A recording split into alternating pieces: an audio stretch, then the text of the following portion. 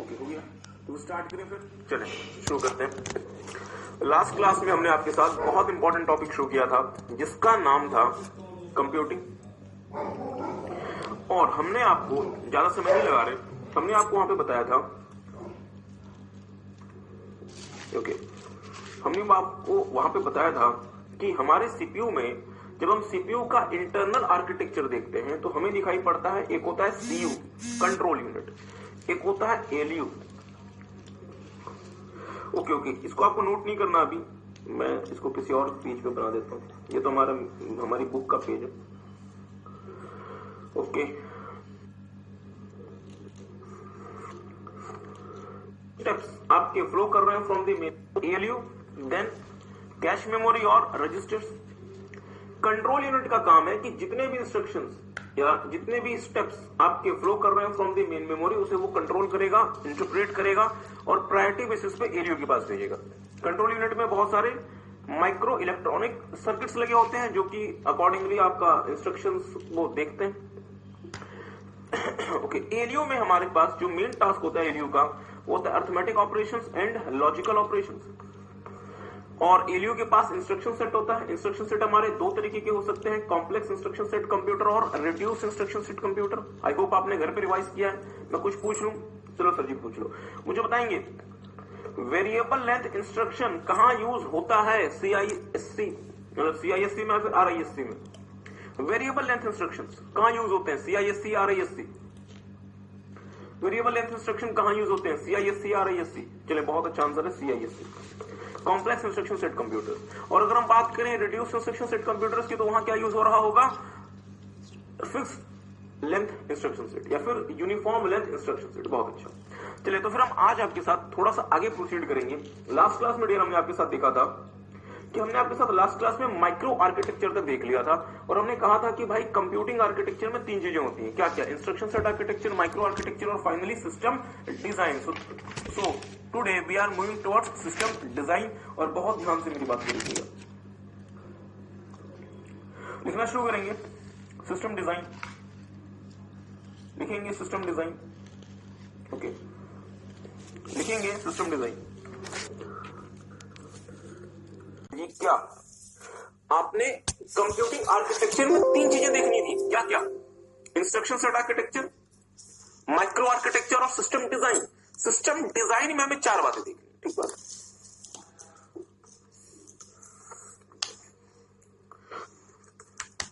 पहला लिखेंगे कंप्यूटर बस,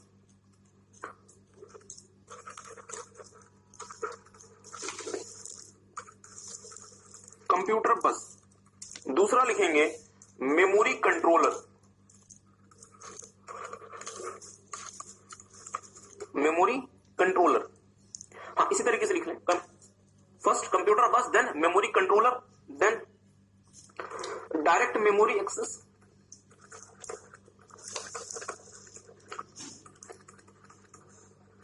जिसको हम डीएमई भी कहते हैं, डायरेक्ट मेमोरी एक्सेस। और फाइनली लिख लें मल्टी प्रोसेसिंग,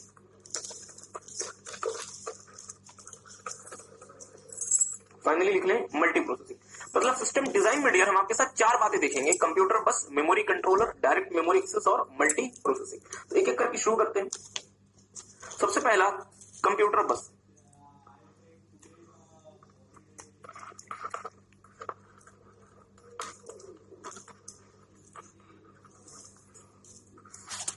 सबसे पहला कंप्यूटर बस, क्या क्या, computer bus, memory controller, direct memory access और मल्टी प्रोसेसिंग।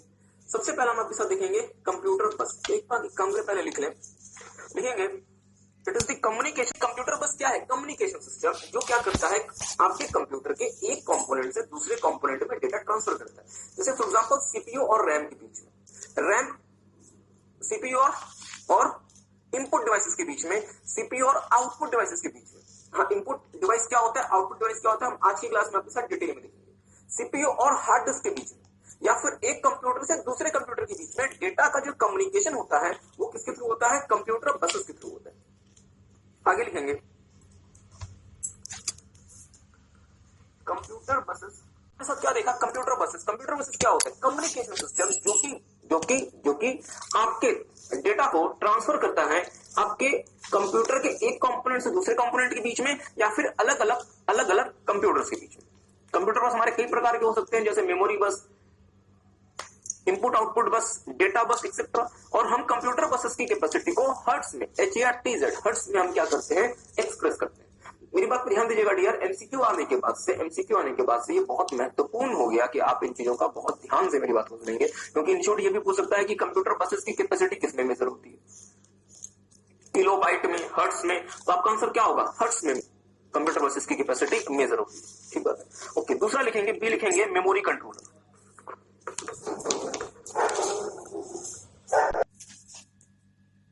सिर्फ आपको मेरी बातों को ध्यान से सुनना है।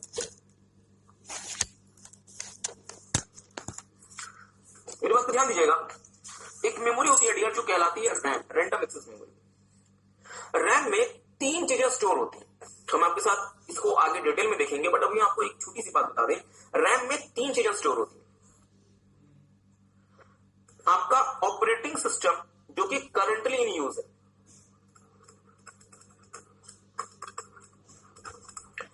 रैम में 3 चीजें स्टोर होती है। आपका ऑपरेटिंग सिस्टम जो कि करंटली इन यूज है। मुझे पता है आपका ऑपरेटिंग सिस्टम आपके कंप्यूटर में कहां स्टोर होता है, हाँ, सी ड्राइव में, बिल्कुल सही, सी ड्राइव। बच्चे ने बिल्कुल सही कहा। जब आप अपना ऑपरेटिंग सिस्टम इंस्टॉल करते हैं, जब आप विंडोज इंस्टॉल करते हैं डियर, तो वो कहां इंस्टॉल होकर जाता है, सी ड्राइव, मतलब हार्ड डिस्क में। बट सीपीयू क्या करता है, हार्ड डिस्क से, सी ड्राइव से आपका ऑपरेटिंग सिस्टम उठाता है और कहां डाल देता है, रैम में डाल देता है। बट पूरा ऑपरेटिंग सिस्टम उठा के रैम में नहीं डालता। जितना पोर्शन ऑपरेटिंग सिस्टम का हमें रिक्वायर्ड है हमारे ट्रांजेक्शंस को पूरा करने के लिए या फिर हमारे कंप्यूटर को चलाने के लिए, उतना पोर्शन वो ओएस का उठाएगा और कहां डाल देगा, रैम में डाल देगा। क्या मेरी बात आप समझ पाए? दूसरा, फाइल्स जो कि करंटली इन यूज है, फाइल्स जो कि करंटली इन यूज है। जैसे याद करें, हमने आपको लास्ट क्लास में एक कहानी सुनाई थी ना। कहानी क्या हमने कहा था कि सर जी आपको कोई सॉन्ग सुनना है, सॉन्ग की फाइल का नाम क्या है, 001। लेट्स से आपके कंप्यूटर में 100 सॉन्ग्स है, बट आपको सुनना कौन सा है, 001। तो क्या 100 के 100 सॉन्ग्स को सीपीयू उठा के वहां से आपके रैम में डाल देगा, या उस फाइल को डालेगा जिसपे आपने क्लिक किया, सिर्फ उस फाइल को डालेगा जिसपे आपने क्लिक किया। आई होप आपको बात समझ आई। तो इसका मतलब क्या हो, वो फाइल जो कि करंटली इन यूज है उसको भी आपका रैम क्या करेगा, आपके हार्ड डिस्क के लोकेशन से उठाएगा और रैम में आके लोड कर देगा। एग्री करते हैं? और तीसरा, वो एप्लीकेशन सॉफ्टवेयर डियर जो कि करंटली इन यूज है। इसको नोट नहीं करना आपको, ये सारी बातें आप आगे देखेंगे। वो एप्लीकेशन सॉफ्टवेयर जो कि करंटली इन यूज। जैसे फॉर एग्जाम्पल याद करें, हमने जो आपको पिछले क्लास में जो हमने आपको सॉन्ग वाली कहानी सुनाई थी, हमने कहा था आपने फाइल में क्लिक किया 001, तो आपका सीपीयू क्या करेगा, 001 फाइल को डी ड्राइव से उठाएगा और रैम में लोड कर देगा। वीएलसी मीडिया प्लेयर को सी से उठाएगा और रैम में लोड कर देगा। क्या मेरी बात आप समझ पाए? इसका मतलब ये हुआ डियर कि रैम में बेसिकली 3 चीजें स्टोर होती है। ऑपरेटिंग सिस्टम का वो पार्ट जो कि करंटली इन यूज है, वो फाइल्स जो कि करंटली इन यूज है, और वो एप्लीकेशन सॉफ्टवेयर जो कि करंटली इन यूज है। अब मेरी बात पर ध्यान दीजिएगा। जैसे मैंने किसी एप्लीकेशन सॉफ्टवेयर में मैंने क्लोज का बटन दबा दिया, क्या होगा, सीपीयू क्या करेगा, उस एप्लीकेशन सॉफ्टवेयर को रैम से डिलीट कर देगा और मतलब उसको रैम से बाहर निकाल देगा।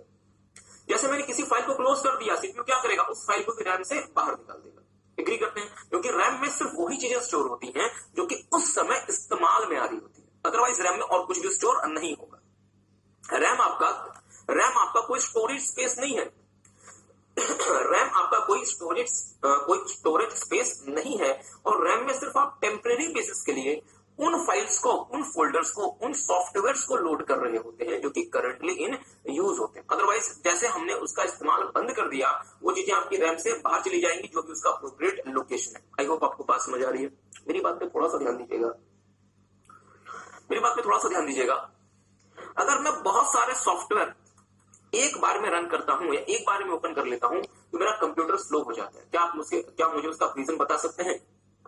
अगर मैं बहुत सारे सॉफ्टवेयर एक बार में रन करता हूं तो मेरा जो मतलब कंप्यूटर है वो स्लो हो जाता है। क्या इसका आप रीजन बता सकते हैं? देखिए डियर, इसके मल्टीपल रीजन हो सकते हैं, बट एक रीजन होता है कि आपकी जो रैम है वो इनसफिशिएंट पड़ गई। मतलब जैसे जैसे आप सॉफ्टवेयर ओपन करेंगे वो सारे सॉफ्टवेयर टेम्परेरी बेसिस में कहां लोड होंगे, रैम में। और अगर आपकी रैम अगर उतनी नहीं है तो आपका जो कंप्यूटर है वो स्लो हो जाएगा। क्या मेरी बात किसी को समझ आई? जैसे आपने सुना है कभी कि अगर आपको विंडोज 10 ऑपरेटिंग सिस्टम चलाना है तो आपको मिनिमम 4 GB का रैम चाहिए। या एक सॉफ्टवेयर आता है जिसका नाम है फोटोशॉप। अगर आपको फोटोशॉप सॉफ्टवेयर यूज करना है तो आपको मिनिमम 8 GB का रैम चाहिए। बिल्कुल सही। बच्चे ने कहा कि सर अगर आपको पबजी खेलना है तो आपको मिनिमम 8 GB का रैम चाहिए। अगर आपको कंप्यूटर में अगर आपको पबजी खेलना है या अगर आपको फीफा खेलना है तो आपको मिनिमम 8 GB का रैम चाहिए। मेरा सवाल है क्यों? क्योंकि सर जी जैसे आपने पबजी या फीफा में क्लिक किया, हम बात कर रहे हैं आपके कंप्यूटर की, आपका सीपीयू क्या करेगा? पबजी या फीफा को जो कि सी ड्राइव में स्टोर्ड है उसको वहां से उठाएगा और रैम में लाके कॉपी कर देगा। क्योंकि फीफा जो गेम है वो बहुत हैवी गेम है, मेरे हिसाब से 10-12 GB का गेम है। वो पूरा का पूरा जब गेम आपके रैम में जाएगा तो पूरा का पूरा रैम आपका ऑक्यूपाई हो जाता है और रैम में स्पेस खत्म हो जाती है। अगर आप 4 GB का रैम यूज कर रहे हैं अपने सिस्टम में तो आपका सिस्टम, आपका कंप्यूटर बहुत स्लो हो जाता है। क्या मेरी बात किसी को समझ आई? ओके, तो मेरी बात पे डियर थोड़ा सा ध्यान दीजिएगा, मेरी बात पे थोड़ा सा ध्यान दीजिएगा। हमने जो आपको कहानी सुनाई थी कि आपने सॉन्ग की फाइल में क्लिक किया तो वो फाइल डी ड्राइव से कहां जाएगी? रैम में। VLC media player C drive से कहां जाएगा? रैम में। एग्री करते हैं? तो मेरा आपसे छोटा सा सवाल है, क्या हमें कंट्रोल करना पड़ेगा कि हमारे रैम में क्या क्या चीजें जा रही हैं, या अननेसेसरली कुछ भी हमारे रैम में आके पहुंच जाए, या हमें इसे कंट्रोल करना पड़ेगा? हमें इसे कंट्रोल करना पड़ेगा। अब एक और छोटी सी बात, हमने इसे रैम में रखने के लिए बुलाया है या रैम से ये चीजें सीपीयू के पास जाएंगी प्रोसेसिंग होने के लिए? फिर से, हमने ये जो फाइल नंबर 001 और वीएलसी मीडिया प्लेयर को रैम में लोड किया है तो हमने इसे रैम में लोड करने के लिए बुलाया है या ये फाइल्स फिर सीपीयू के पास जाएंगी प्रोसेसिंग के लिए? बट ऑब्वियसली बात है सर, ये फाइल सीपीयू के पास जाएंगी प्रोसेसिंग के लिए, तो क्या कुछ भी सीपीयू के पास चला जाए या वो भी कंट्रोल्ड वे में जाए? वो भी कंट्रोल्ड वे में जाए। तो मेरी बात पर डियर ध्यान दीजिएगा, कौन सा डेटा रैम के पास जाएगा और रैम से कौन सा डेटा आगे जाएगा, इसे कंट्रोल करने के लिए हम एक सर्किट का या फिर हम एक चिप का इस्तेमाल करते हैं जो कहलाती है मेमोरी कंट्रोलर। आई होप आपको बात समझ आई। मींस रैम में जाने वाला डेटा और रैम से किसी दूसरी जगह जाने वाले डेटा को कंट्रोल करने के लिए हम जिस चिप का इस्तेमाल करेंगे वो मेमोरी कंट्रोलर कहलाती है। ये हो सकता है अलग से कोई चिप हो या हो सकता है कि ये रैम में इंटीग्रेटेड हो। आज के समय जो मेमोरी कंट्रोलर्स होते हैं वो जनरली रैम में ही इंटीग्रेटेड होते हैं, जो कंट्रोल करते हैं इस चीज को कि रैम में कौन सा डेटा इंसर्ट होगा और रैम से बाकी जगह कौन सा डेटा जाएगा। आई होप आपको बात समझ आ रही है। तो एक काम करेंगे, मेरे साथ साथ पहले लिख लेंगे मेमोरी कंट्रोलर क्या होता है। देखेंगे मेमोरी कंट्रोलर, आपके पास जो मेमोरी कंट्रोलर होगा डियर, वो हो सकता है कि मेमोरी कंट्रोलर बिल्कुल अलग चिप के फॉर्म में हो, या फिर हो सकता है कि रैम में ही इंटीग्रेटेड हो। मींस रैम में एक छोटी सी चिप लगी हो जो कि मेमोरी कंट्रोलर का भी काम करती है। आई होप आपको बात समझ आ रही है। चलिए तीसरा लिखेंगे direct memory access. Very very important. Direct memory access या फिर डीएमए बहुत बहुत बहुत महत्वपूर्ण है। ध्यान दीजिएगा, DMA very very very significant. अब मेरी बात पे थोड़ा को पता है डियर, कंप्यूटर में सारी चीजों को मैनेज करने का ऐसा जो काम होता है वो किसके जिम्मे होता है? सीपीयू के। बट सीपीयू काम खुद से नहीं करता, किसकी मदद से करता है? बहुत सही, हार्डवेयर और सॉफ्टवेयर की मदद से। सीपीयू तो बेचारे छोटी सी जान है, वो कैसे सब कुछ कर सकता है? तो वो क्या करता है? हार्डवेयर और सॉफ्टवेयर का आपस में कोऑर्डिनेशन कराता है, लिंकेज कराता है और किसी भी टास्क को एग्जीक्यूट करता है, परफॉर्म करता है। ठीक बात है, मेरी बात पे थोड़ा सा ध्यान दीजिएगा। लेट्स से मैं कोई इनपुट डिवाइस हूं, लेट्स से मैं वेबकैम हूं या मैं स्कैनर हूं। हम इनपुट डिवाइस का आपके साथ डिटेल में देखेंगे, मतलब क्या होता है सब कुछ देखेंगे। और मुझे लेट्स से मेमोरी को एक्सेस करना है, मुझे लेट्स से मेमोरी को एक्सेस करना है, मुझे लेट्स से मेमोरी को एक्सेस करना है, मुझे लेट्स से प्राइमरी मेमोरी को या मुझे सेकेंडरी मेमोरी को एक्सेस करना है। मैं कोई इनपुट डिवाइस हूं और मुझे मेमोरी को एक्सेस करना है। तो मुझे पहले क्या होता था? मुझे पहले सीपीयू के पास जाना पड़ता था कि सीपीयू भैया मुझे ना मेमोरी के पास ले चलो, मुझे नहीं पता मेमोरी कौन है। प्लीज मेरी बात ध्यान दीजिएगा, क्योंकि इंस्ट्रक्शन सेट आर्किटेक्चर किसके पास होता है? सीपीयू के पास होता है। आई होप आपको बात समझ आ रही है। तो जिस भी डिवाइस को, इनपुट डिवाइस को या आउटपुट डिवाइस को मेमोरी को एक्सेस करना पड़ता था, उसको मेमोरी को एक्सेस वाया सीपीयू करना पड़ता था। इसी तरीके से यदि किसी आउटपुट डिवाइस को मेमोरी का एक्सेस करना है तो उसको भी मेमोरी का एक्सेस कैसे करना पड़ता था? Via CPU. इसका मतलब ये हुआ कि सीपीयू का काम क्या यही रह गया है कि वो छोटे बच्चों को मतलब इनपुट डिवाइस और आउटपुट डिवाइस के हाथ पकड़ के शहर मतलब घुमाए, मेमोरी का एक्सेस कराए, या उसका काम प्रोसेसिंग है? उसका काम सर जी प्रोसेसिंग है। बट सीपीयू को क्या करना पड़ रहा था? सीपीयू को बेवजह छोटे बच्चों को हाथ पकड़ के शहर घुमाना पड़ रहा था, स्कूल पहुंचाना पड़ रहा था, स्कूल से लेकर आना पड़ रहा था। मींस मेमोरी का एक्सेस करना है तो ये लोग कहां पहुंच जाते थे? सीपीयू के पास। क्या मेरी बात आप समझ पाए? इसके इस चक्कर में सीपीयू का जो मेजॉरिटी जो समय है वो इनको मेमोरी के एक्सेस कराने में निकल जाता था और सीपीयू की जो प्रोसेसिंग पे इसका गलत असर पड़ रहा था, इसका एडवर्स इंपैक्ट पड़ रहा था। आई होप आपको बात समझ आ रही है। तो हमने क्या मैकेनिज्म बनाया, हमने जो मैकेनिज्म बनाया वो मैकेनिज्म क्या है, इसका नाम देखिए, इसका नाम क्या है, डायरेक्ट मेमोरी एक्सेस। क्या नाम है? Direct memory access. मतलब हम मेमोरी को एक्सेस करेंगे, बट कैसे करेंगे? वाया सीपीयू नहीं, डायरेक्टली मेमोरी को एक्सेस करेंगे। क्या मेरी बात किसी को समझ आई? मतलब हमारा इनपुट डिवाइस और हमारा आउटपुट डिवाइस मेमोरी को एक्सेस तो करेगा, बट पहले वो मेमोरी को एक्सेस किसके थ्रू करता था? सीपीयू के। पर अब हम क्या करेंगे, मेमोरी एक्सेस करने का जो काम है वो सीपीयू से किसी और व्यक्ति को ट्रांसफर कर देंगे। बहुत ध्यान से मेरी बात को सुनिएगा। मेमोरी एक्सेस का जो काम है वो हम सीपीयू से किसी और पर्सन को ट्रांसफर कर देंगे और उस पर्सन का नाम है, प्लीज ध्यान दीजिएगा, उस पर्सन का नाम है डीएमए कंट्रोलर। ध्यान दीजिएगा, उसका नाम क्या है? DMA controller. मतलब डीएमए कंट्रोलर वो व्यक्ति है जो कि अब इनपुट डिवाइसेस और आउटपुट डिवाइसेस के हाथ को पकड़ के उनको मेमोरी का एक्सेस कराएगा। जो इनपुट और आउटपुट डिवाइस पहले सीपीयू के पास पहुंच जाते थे और उनको कहते थे सीपीयू भैया हमें मेमोरी का एक्सेस करें। अब वो लोग सीपीयू के पास ना जाके किसके पास जाएंगे? डीएमए कंट्रोलर के पास जाएंगे और डीएमए कंट्रोलर उनको मेमोरी का एक्सेस कराएगा। तो मुझे सोच के बताएंगे, क्या सीपीयू को अननेसेसरी चीजों से छुटकारा मिल गया? मिल गया। मतलब अब सीपीयू का पूरा समय कहां इस्तेमाल होगा? प्रोसेसिंग में, और अननेसेसरली मेमोरी एक्सेस में सीपीयू को अपना समय नहीं लगाना पड़ेगा। एग्री करते हैं? तो मुझे एक बात सोच के बताएं, क्या कंपनी का खर्चा बढ़ गया? क्या कंपनी का खर्चा बढ़ गया? कैसे? क्योंकि कुछ बच्चों ने कहा सर खर्चा बढ़ गया, कैसे? कंपनी का खर्चा कैसे बढ़ गया? बहुत बहुत बहुत अच्छा आंसर आया सर जी, डीएमए कंट्रोलर की वजह से। अब हमें सेपरेटली एक नया चिप लगाना पड़ेगा जो क्या कहलाएगा? DMA controller. But DMA controller की वजह से मेरा खर्चा तो बढ़ा, मैं मानता हूं इस चीज को, बट इससे मेरी सीपीयू की प्रोसेसिंग कैपेसिटी बहुत ज्यादा ऑप्टिमाइज हुई और मेरा जो सीपीयू है अब वो बहुत तेजी से प्रोसेसिंग कर सकता है, क्योंकि सीपीयू का जो अल्टीमेट ऑब्जेक्टिव है वो क्या है? प्रोसेसिंग करना। और इनपुट और आउटपुट डिवाइसेस को जो मेमोरी एक्सेस कराने का अननेसेसरली उसको काम करना पड़ता था, वो काम कौन दिखेगा? DMA controller. DMA controller. और इस मैकेनिज्म को ध्यान दीजिएगा, इस मैकेनिज्म को जहां मेरे इनपुट और आउटपुट डिवाइस मेमोरी को independently independent to CPU access करते हैं, इस मैकेनिज्म को हम नाम देते हैं डायरेक्ट मेमोरी एक्सेस। क्या किसी को बात समझ आई? ओके, तो एक काम करेंगे, पहले इसको लिखेंगे,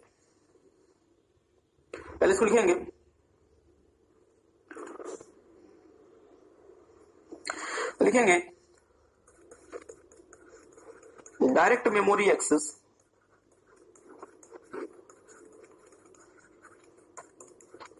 is a mechanism. Direct memory access is a mechanism that allows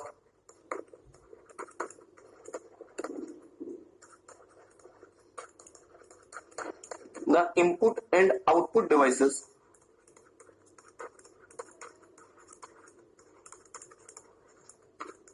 to access that allows the input and output devices to access the system memory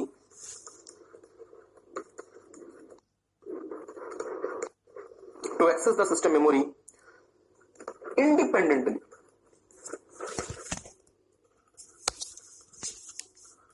of the। इस प्रक्रिया के लिए, डायरेक्ट मेमोरी एक्सेस के काम को पूरा कराने के लिए आपको एक सेपरेट चिप चाहिए जिसको क्या नाम देंगे? DMA controller. अब क्या होगा, जो इनपुट और आउटपुट डिवाइस पहले सीपीयू के पास पहुंच जाते थे कि सर जी हमें मेमोरी का एक्सेस कराओ, अब वो लोग कहां जाएंगे? डीएमए कंट्रोलर के पास जाएंगे। इसका मतलब क्या हुआ? डीएमए कंट्रोलर के थ्रू सीपीयू ने मेमोरी एक्सेस के टास्क को ऑफलोड कर दिया या आउटसोर्स कर दिया डीएमए कंट्रोलर को। क्या किसी को बात समझ आई? हाँ, इस चीज को हम लिखवा देते। एक काम करें, फोटो बना लें। सीपीयू क्या करता है? सीपीयू क्या करता है डायरेक्ट मेमोरी एक्सेस में? जो मेमोरी एक्सेस का जो काम होता है इनपुट और आउटपुट डिवाइसेस के थ्रू, सीपीयू उस काम को किसी और व्यक्ति को ऑफलोड कर देता है और उस व्यक्ति का नाम क्या है? DMA controller. कंप्यूटर्स आ रहे हैं इंटेल वाले और जिसमें विंडोज ऑपरेटिंग सिस्टम होता है, उन सब में डीएमए का फीचर होता है। इसका मतलब आज के समय सिस्टम मेमोरी का जो एक्सेस का जो काम है इनपुट और आउटपुट डिवाइसेस द्वारा, वो काम अब किसको नहीं देखना? सीपीयू को, और सीपीयू ने वो काम किसको आउटसोर्स या ऑफलोड कर दिया डीएमए कंट्रोलर को। आई होप आपको बात समझ आई। ठीक है, okay, so take some time, एक बार इसे नोट कर लें। इतना अच्छा क्वेश्चन है, वीडियो वाले बच्चे भी क्वेश्चन को ध्यान से सुनेंगे। क्वेश्चन ये है कि डीएमए और डीएमए कंट्रोलर में क्या डिफरेंस है। चलिए, क्वेश्चन ये है कि डीएमए और डीएमए कंट्रोलर में क्या डिफरेंस है, वीडियो वाले बच्चे ध्यान देंगे। डीएमए क्या होता है? डीएमए एक मैकेनिज्म है, ध्यान दीजिएगा, डीएमए एक मैकेनिज्म है, डायरेक्ट मेमोरी एक्सेस डीआर एक मैकेनिज्म है, जो मैकेनिज्म हेल्प करता है सीपीयू को कि भाई सीपीयू तुम अपने इनपुट आउटपुट डिवाइसेस के एक्सेस का जो काम है वो किसी और व्यक्ति को ट्रांसफर कर दो, और वो नया व्यक्ति कौन है? डीएमए कंट्रोलर है। तो मैं कह सकता हूं डीएमए कंट्रोलर एक डिवाइस है और डीएमए एक मैकेनिज्म है। ठीक बात। डीएमए क्यों पॉसिबल हो सका? डीएमए कंट्रोलर की वजह से। ठीक बात है। मींस डीएमए की प्रक्रिया में या डीएमए की प्रक्रिया को कौन सा डिवाइस सफल बनाता है? DMA controller. आई होप आपको बात समझ आई, वीडियो वाले बच्चों को भी कोई बात समझ आई होगी। चले तो फिर एक छोटा सा इश्यू हो गया डियर, मेरे साथ हो गया, शायद आपके साथ नहीं हुआ हो। मुझे पता है किन किन बच्चों के यहाँ पे स्पेस खाली आपका।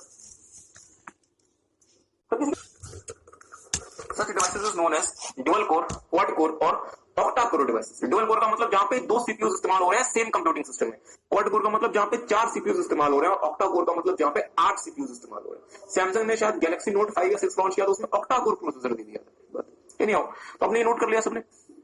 एक काम कीजिएगा, किसी और कलर से एक छोटा सा नोट लिखिएगा, किसी और कलर से। मैं इसलिए कह रहा हूं कि ये जो नोट है ये एग्जाम के लिए तो रेलेवेंट नहीं है, बट जब आप रिवाइज करेंगे तब आपको ध्यान रखना है, लिखेंगे समझेंगे। मेरी बात पर थोड़ा सा ध्यान दीजिएगा, मेरी बात पे थोड़ा सा ध्यान दीजिएगा। देखिए होता क्या है, जैसा कि हमने आपको बताया कि कंप्यूटिंग कैसे होती है। एक होती है ट्रेडिशनल कंप्यूटिंग,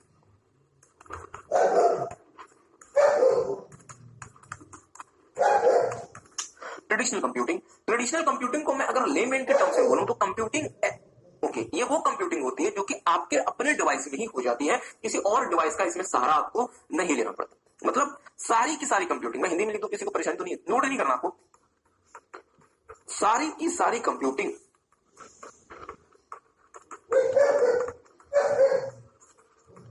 हमारे खुद के डिवाइस में होती है। मींस हमें किसी और डिवाइस का सहारा नहीं लेना पड़ता और पूरी की पूरी कंप्यूटिंग मेरे खुद के डिवाइस में हो जाती है। ठीक बात है, ठीक बात है। मेरी बात पे थोड़ा सा ध्यान दीजिएगा, मेरी बात पे थोड़ा सा ध्यान दीजिएगा। हम इसको थोड़ा सा आगे एक्सटेंड कर रहे हैं। अब हम क्या कर रहे हैं, इसको थोड़ा सा आगे एक्सटेंड कर रहे हैं। हमने आपके साथ देखा कि एक कंप्यूटिंग ऐसी होती है जो कि पूरी की पूरी आपके डिवाइस में होती है, इसे आप जनरली क्या नाम देते हैं? Traditional computing. मेरी बात पे थोड़ा सा ध्यान दीजिएगा। एक नई प्रकार की कंप्यूटिंग इमर्ज हुई जिसका नाम है computing through servers. Computing through servers. इसमें जाने से पहले हम आपको एक दो चीजों का मतलब समझाना चाहते हैं।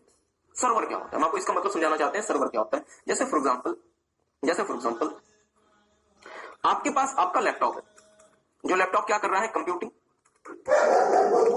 लेट्स से आप आईसीएआई की वेबसाइट पे विजिट करते हैं, आप आईसीएआई की वेबसाइट पे विजिट कर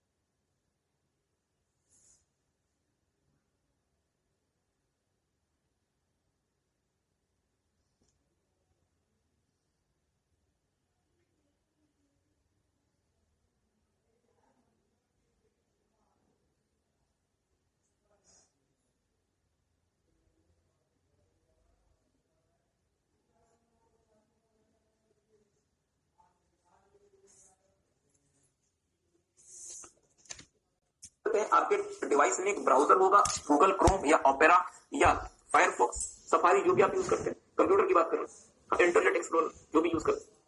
और आपका डिवाइस इंटरनेट से कनेक्टेड होगा, एग्री करते हैं। आप वेबसाइट में विजिट करेंगे www.ici.org और आपके डिवाइस में वेब पेजेस डिलीवर होंगे। आपके डिवाइस में क्या होंगे डिलीवर? Web pages. मुझे बताएं, वेब पेजेस क्या कहीं स्टोर होंगे? क्या वेब पेजेस कहीं पे स्टोर होंगे या आसमान से वेब पेज आके धरती में गिर गए? सर जी, कहीं स्टोर होंगे। मतलब किसी डिवाइस में तो वो वेब पेज स्टोर होगा। और आपका कंप्यूटर और ये जो डिवाइस है ये आपस में कैसे कनेक्टेड है? Through some network. बहुत ध्यान से मेरी बात को सुनिएगा, थ्रू सम नेटवर्क। मींस आप उस डिवाइस के साथ कैसे कनेक्टेड है जहां पे वेब पेजेस स्टोर्ड है थ्रू सम नेटवर्क, और वो नेटवर्क इंटरनेट भी हो सकता है, इंटरनेट भी हो सकता है। ठीक बात है, मेरी बात पे डियर थोड़ा सा ध्यान दीजिएगा। ये जो मेरा डिवाइस है जिसके थ्रू मैं वेब पेजेस एक्सेस कर रहा हूं, ये डिवाइस सर्विस लेने वाला डिवाइस, इसको सर्विस चाहिए, ये है सर्विस रिसीवर। और सर जी इंस्टीट्यूट ने जो यहाँ डिवाइस लगाया हुआ है, इंस्टीट्यूट ने जहां पे जो डिवाइस लगाया हुआ है, ये किसी और से सर्विस नहीं लेता, ये दूसरे डिवाइसेस को सर्विस देता है। ये क्या है? Service provider. सो नोट नहीं करना, हम आपको सब कुछ लिखवाएंगे। ये क्या है डियर? Service provider. तो हम कंप्यूटर की लैंग्वेज में उस डिवाइस को जो सर्विस रिसीव करते हैं उसे हम नाम देते हैं क्लाइंट डिवाइस। उसे हम क्या नाम देते हैं? Client device. प्लीज मेरी बात पे ध्यान दीजिएगा, उसे हम क्या नाम देते हैं? Client device. और जो डिवाइस किसी दूसरे डिवाइस को सर्विस देता है उस डिवाइस को हम नाम देते हैं सर्वर या फिर सर्वर डिवाइस। इसको हम शॉर्ट में क्या कह सकते हैं? सर्वर। सर्वर का मतलब सर्विस देने, क्लाइंट मतलब सर्विस लेने। आई होप आपको बात समझ आई। बात समझ आई किसी को? एग्जांपल चेंज करते हैं।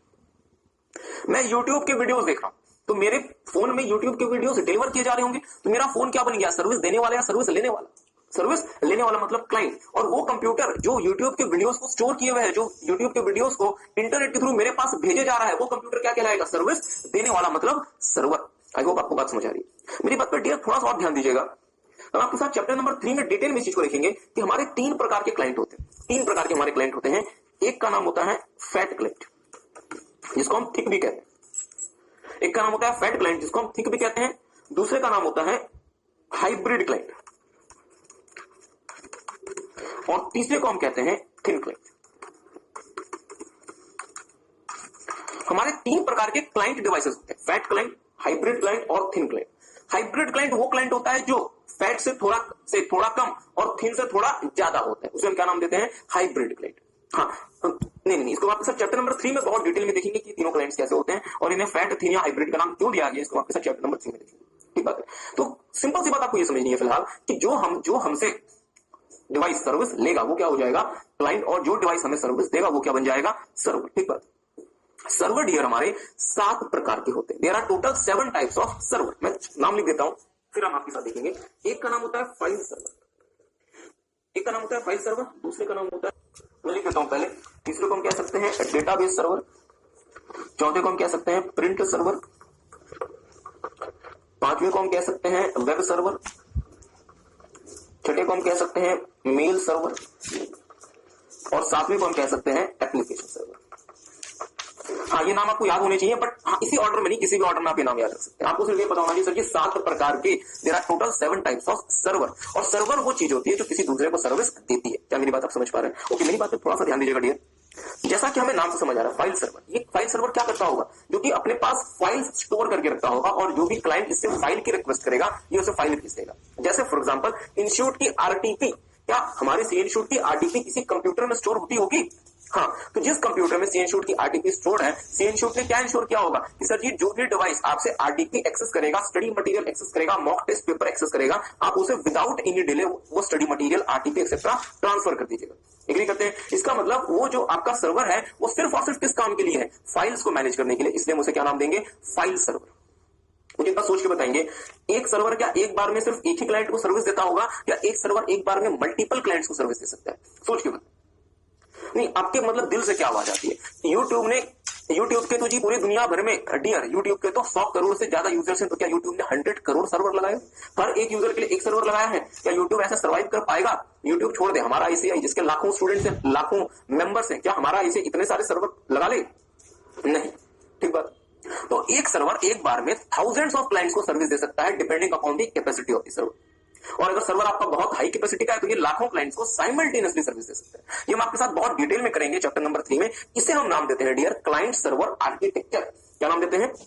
क्लाइंट सर्वर आर्किटेक्चर, जहां पे सर्वर से बहुत सारे क्लाइंट्स जुड़े हुए होते हैं और वो सर्विसेज ले रहे होते हैं और सर्वर उनको सर्विसेज दे रहा होता है। It is known as client server architecture that we will see with you guys in great detail in chapter number 3। IT के एसएम के नहीं साहब, आईटी के। मेरी बात पर थोड़ा सा ध्यान और दीजिएगा। एक सर्वर होता है जो कहलाता है नेटवर्क सर्वर। ध्यान दीजिएगा, एक सर्वर होता है जो कहलाता है नेटवर्क सर्वर। नेटवर्क सर्वर वो होता है जो कि नेटवर्क ट्रैफिक को मैनेज करता है। जैसे फॉर एग्जांपल सर, ये अजीब सी बात है, चैप्टर नंबर 3 में हम आपके साथ एक टॉपिक देखेंगे जो कहलाएगा लैन, लोकल एरिया नेटवर्क। लैन। और हम आपके साथ एक और टॉपिक देखेंगे जो कहलाएगा इंटरनेट। ये बेसिकली क्या है, आपके नेटवर्क है जो कि कंपनी बिल्ड करती है। तो अब लैन में आपका कितना ट्रैफिक मूव कर रहा है, इंट्रानेट में आपका कितना ट्रैफिक मूव कर रहा है, इन चीजों को मैनेज करने के लिए, इन चीजों को कंट्रोल करने के लिए हमारे पास नेटवर्क सर्वर होते हैं। आई होप आपको बात समझ आ रही है। एक होता है डेटाबेस सर्वर। मेरी बात पे ध्यान दीजिएगा डियर, कंपनी के पास बहुत सारा डेटा इकट्ठा हो रहा होता है, बट क्या कंपनी को वो डेटा डिलीट कर देना चाहिए या फिर डेटाबेस में स्टोर करना चाहिए? डेटाबेस में स्टोर करना चाहिए। याद करें चैप्टर नंबर 1 में आपने हमारे साथ बीपीएम आईटी, आपने हमारे साथ प्रोसेस आईटी आर्किटेक्चर देखा था, और वहां पे आपने देखा था डेटाबेस सर्वर या फिर डेटाबेस। तो वो सर्वर जो कि डेटाबेस को स्टोर करने का काम करेगा, उसे हम क्या नाम देंगे? Database server. ठीक है। प्रिंट सर्वर, प्रिंट सर्वर वो होता है डियर जो कि कंपनी के अलग अलग प्रिंटर्स को आपस में मैनेज करता है। आपको मल्टीपल प्रिंटर्स की रिक्वायरमेंट नहीं है, आप 100 कंप्यूटर्स में सिर्फ एक प्रिंटर यूज कर सकते हैं। मींस वो 100 कंप्यूटर्स एक प्रिंटर के थ्रू कनेक्टेड होंगे थ्रू प्रिंट सर्वर। क्या मेरी बात आप समझ पाए? ओके। फिर हम देखेंगे आपके साथ वेब सर्वर। वेब सर्वर वो सर्वर होता है जो किसी कंपनी के वेब पेजेस को स्टोर करके रखता है, और जब ब्राउजर उस वेब पेज के लिए रिक्वेस्ट करता है तो वेब पेज से तो वेब सर्वर उस पेज को आपके पास थ्रू इंटरनेट डिलीवर कर देता है। सर जी समझ नहीं आई बात। जैसे फॉर एग्जांपल आईसीआई की वेबसाइट में जब आप विजिट कर रहे होते हैं तो आपके पास आईसीआई का होम पेज ओपन होता है, तो होम पेज कहीं स्टोर हुआ होगा ना। होम पेज कहां स्टोर हुआ होगा? सीए इंस्टीट्यूट के वेब सर्वर में स्टोर हुआ होगा। ठीक है। मेल सर्वर वो सर्वर जो कि हमारे कॉर्पोरेट मेल अकाउंट को मैनेज करता है। जैसे फॉर एग्जांपल जीमेल, तो जैसे जीमेल हो सकता है वैसे इंस्टीट्यूट ने अपना भी तो मेल सर्वर रखा हुआ है @ICI। जैसे फॉर एग्जांपल अगर मैं अपना ईमेल अकाउंट बताऊं तो मेरा ईमेल एड्रेस है csakitghidia@gmail.com। तो मेरे पास एक और ईमेल एड्रेस है जिसका नाम है csakitghidia@ICI.org। तो अब ICI.org का जो मेल है वो कहां मैनेज होगा? जीमेल, वो कहां मैनेज होगा? गूगल के सर्वर में नहीं, इंस्टीट्यूट के मेल सर्वर में। आई होप आपको बात समझ आ रही है। हाँ, अभी आपको लिखना कुछ है, आपको सब कुछ पढ़ाएंगे। और फाइनली डियर एप्लीकेशन सर्वर। तो एप्लीकेशन सर्वर क्या होता है हम आपके साथ थोड़ी देर में देखेंगे। तो एक काम करेंगे, मेरे साथ साथ देखना शुरू करेंगे सर्वर या फिर कंप्यूटिंग थ्रू सर्वर। देखेंगे मेरे साथ साथ। Servers are powerful computers. Powerful computers. हाँ, इसमें आपको सिर्फ एक फोटो बनानी है, बाकी इसमें सब कुछ हमने नोट करके दिया हुआ है, अदरवाइज समय बहुत ज्यादा लग जाता। तो हमने कोशिश की कि जहां जहां जो चीजें आसान है वो हम आपको नोटिंग के फॉर्म में दे दें, मतलब हम आपको प्रिंटेड फॉर्म में दे दें। देखेंगे मेरे साथ साथ। Servers are powerful computers which provides the services like computing, database management, etc., and resources like storage, etc., to all connected clients.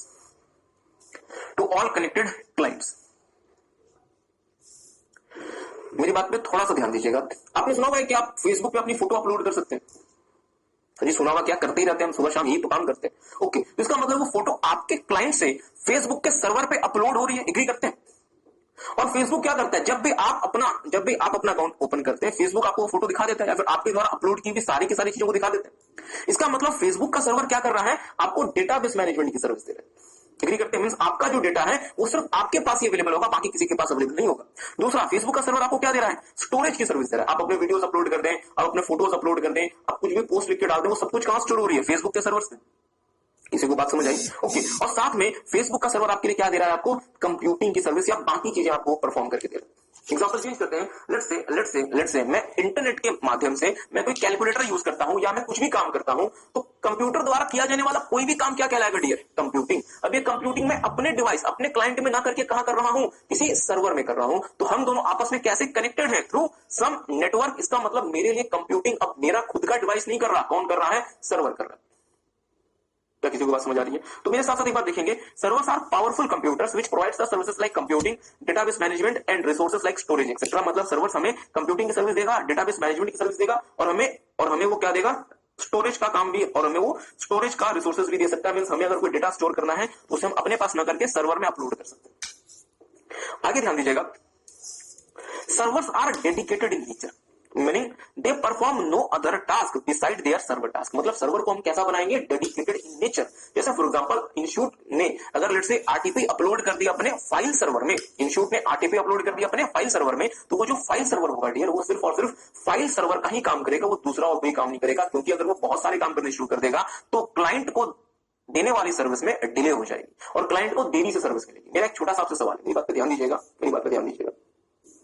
Let's say institute ने एक सर्वर परचेज किया। नहीं, सर्वर परचेज करना पड़ता है क्या, मैं सर्वर अपने घर पे बना लूं? नहीं, मुझे उसे परचेज करना पड़ेगा। ठीक है। इंस्टीट्यूट एक सर्वर परचेज किया, लेट्स से एचपी का या आईबीएम का। इसमें इंस्टीट्यूट वेब भी, अपने वेब पेजेस भी मैनेज कर रहा है, मेल भी देख रहा है, फाइल भी देख रहा है, अदर्स भी देख रहा है। इससे इश्यूज हो सकते हैं। तो इसलिए जनरली कंपनीज क्या करती हैं, जो सर्वर परचेज करती हैं उसे जनरली एक पर्पस के लिए डेडिकेट कर देती है। ठीक बात है। ताकि इसका एडवांटेज होगा कि जितने भी क्लाइंट्स उस सर्वर से सर्विस ले रहे हैं वो सर्वर हर किसी क्लाइंट को सर्विस दे सके विदाउट मच टाइम डिले। मतलब समय बहुत ज्यादा वो डिले ना हो और जितने भी क्लाइंट्स उससे कनेक्टेड है हर किसी को सर्विस दे सके। ओके, आगे देखेंगे some of the types of servers are as follow. Servers के कुछ इस प्रकार हैं। File server, these servers are dedicated to file storage task, मतलब सर जी हमारा काम सिर्फ और सिर्फ फाइल को स्टोर करना, बाकी हम कुछ नहीं करेंगे। प्रिंट सर्वर, ये वो सर्वर होते हैं जो कि प्रिंटर्स को मैनेज करने का काम करते हैं। मींस कंपनी के अलग अलग कंप्यूटर्स को किसी एक प्रिंटर से अगर आपको कनेक्ट करना है तो आप क्या यूज करेंगे, प्रिंट सर्वर। नेटवर्क सर्वर जो कि नेटवर्क ट्रैफिक को मैनेज करने का काम करते हैं, जैसे कंपनी का लैन हो गया, इंटरनेट हो गया एक्सेट्रा। डेटाबेस सर्वर जो कि डेटाबेस मैनेज करते हैं। हाँ, बहुत अच्छा क्वेश्चन है आपका। देखेंगे क्वेश्चन, उन्होंने बहुत अच्छा क्वेश्चन पूछा, फाइल सर्वर और डेटाबेस सर्वर में क्या डिफरेंस है, इसमें हम लोग आते हैं।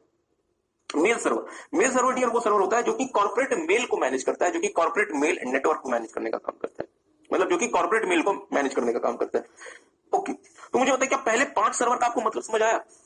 सर जी क्या, फाइल सर्वर जो कि हमारे लिए फाइल मैनेज करेगा, प्रिंट सर्वर जो कि हमारे लिए प्रिंटर मैनेज करेगा, ओके, मतलब नेटवर्क सर्वर जो कि हमारे लिए नेटवर्क के ट्रैफिक को मैनेज करेगा, डेटाबेस सर्वर जो कि हमारे लिए डेटाबेस मैनेज करेगा, और मेल सर्वर जो कि हमारे लिए हमारी कंपनी का, हमारी कॉर्पोरेट का मेल मैनेज करेगा। यहां तक आपको बात समझ आई?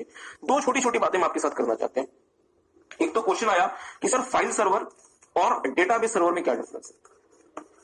मेरी बात पे थोड़ा सा ध्यान दीजिएगा। आपने फाइल और डेटाबेस कहा, मैं इसको थोड़ा सा आगे लेके जाता हूं। मैं ना इसी में ऐड कर देता हूं वेब सर्वर, और इसी में और एक चीज और ऐड कर देता हूं एप्लीकेशन सर्वर। मैं इसी में एक चीज और ऐड कर देता हूं एप्लीकेशन सर्वर। मतलब मींस हमने फाइल, डेटाबेस, वेब और एप्लीकेशन सर्वर को एक साथ हम आपको मतलब कंबाइन करके बताते हैं कि ये काम कैसे करते होंगे।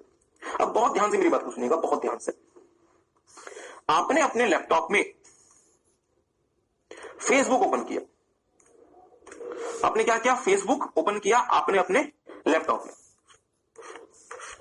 आपने अपने कंप्यूटर में फेसबुक ओपन किया। मुझे बताएंगे यहां पे आपका नाम आ जाएगा, यहां पे आपका जो भी आपका वॉल है वो आ जाएगा, एग्री करते हैं, और यहां पे आपको कुछ एड्स दिखाई पड़ रही होंगी फेसबुक की तरफ से। किसने देखा होगा, कैसा व्यू, मतलब किसने एक्सपीरियंस किया हुआ यहां पे।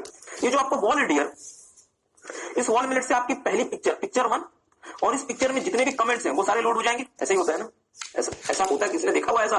ओके, अब मेरी बात पर ध्यान दीजिएगा, बहुत ध्यान से मेरी बात को सुनिएगा, आपको चारों चीजें समझ आ जाएंगी। ये जो लेआउट है डियर, लेआउट, हम सबसे पहले बात करते हैं लेआउट की। सर जी यहां पे क्लाइंट का नाम आएगा, यहां पे लेट्स से इसका ईमेल आएगा, यहां पे इसकी वॉल ओपन होगी, वॉल में इसकी फोटो बनाएगी, और यहां पे इसके कमेंट्स आएंगे, और यहां पे हम ऐड प्लेस कर देंगे।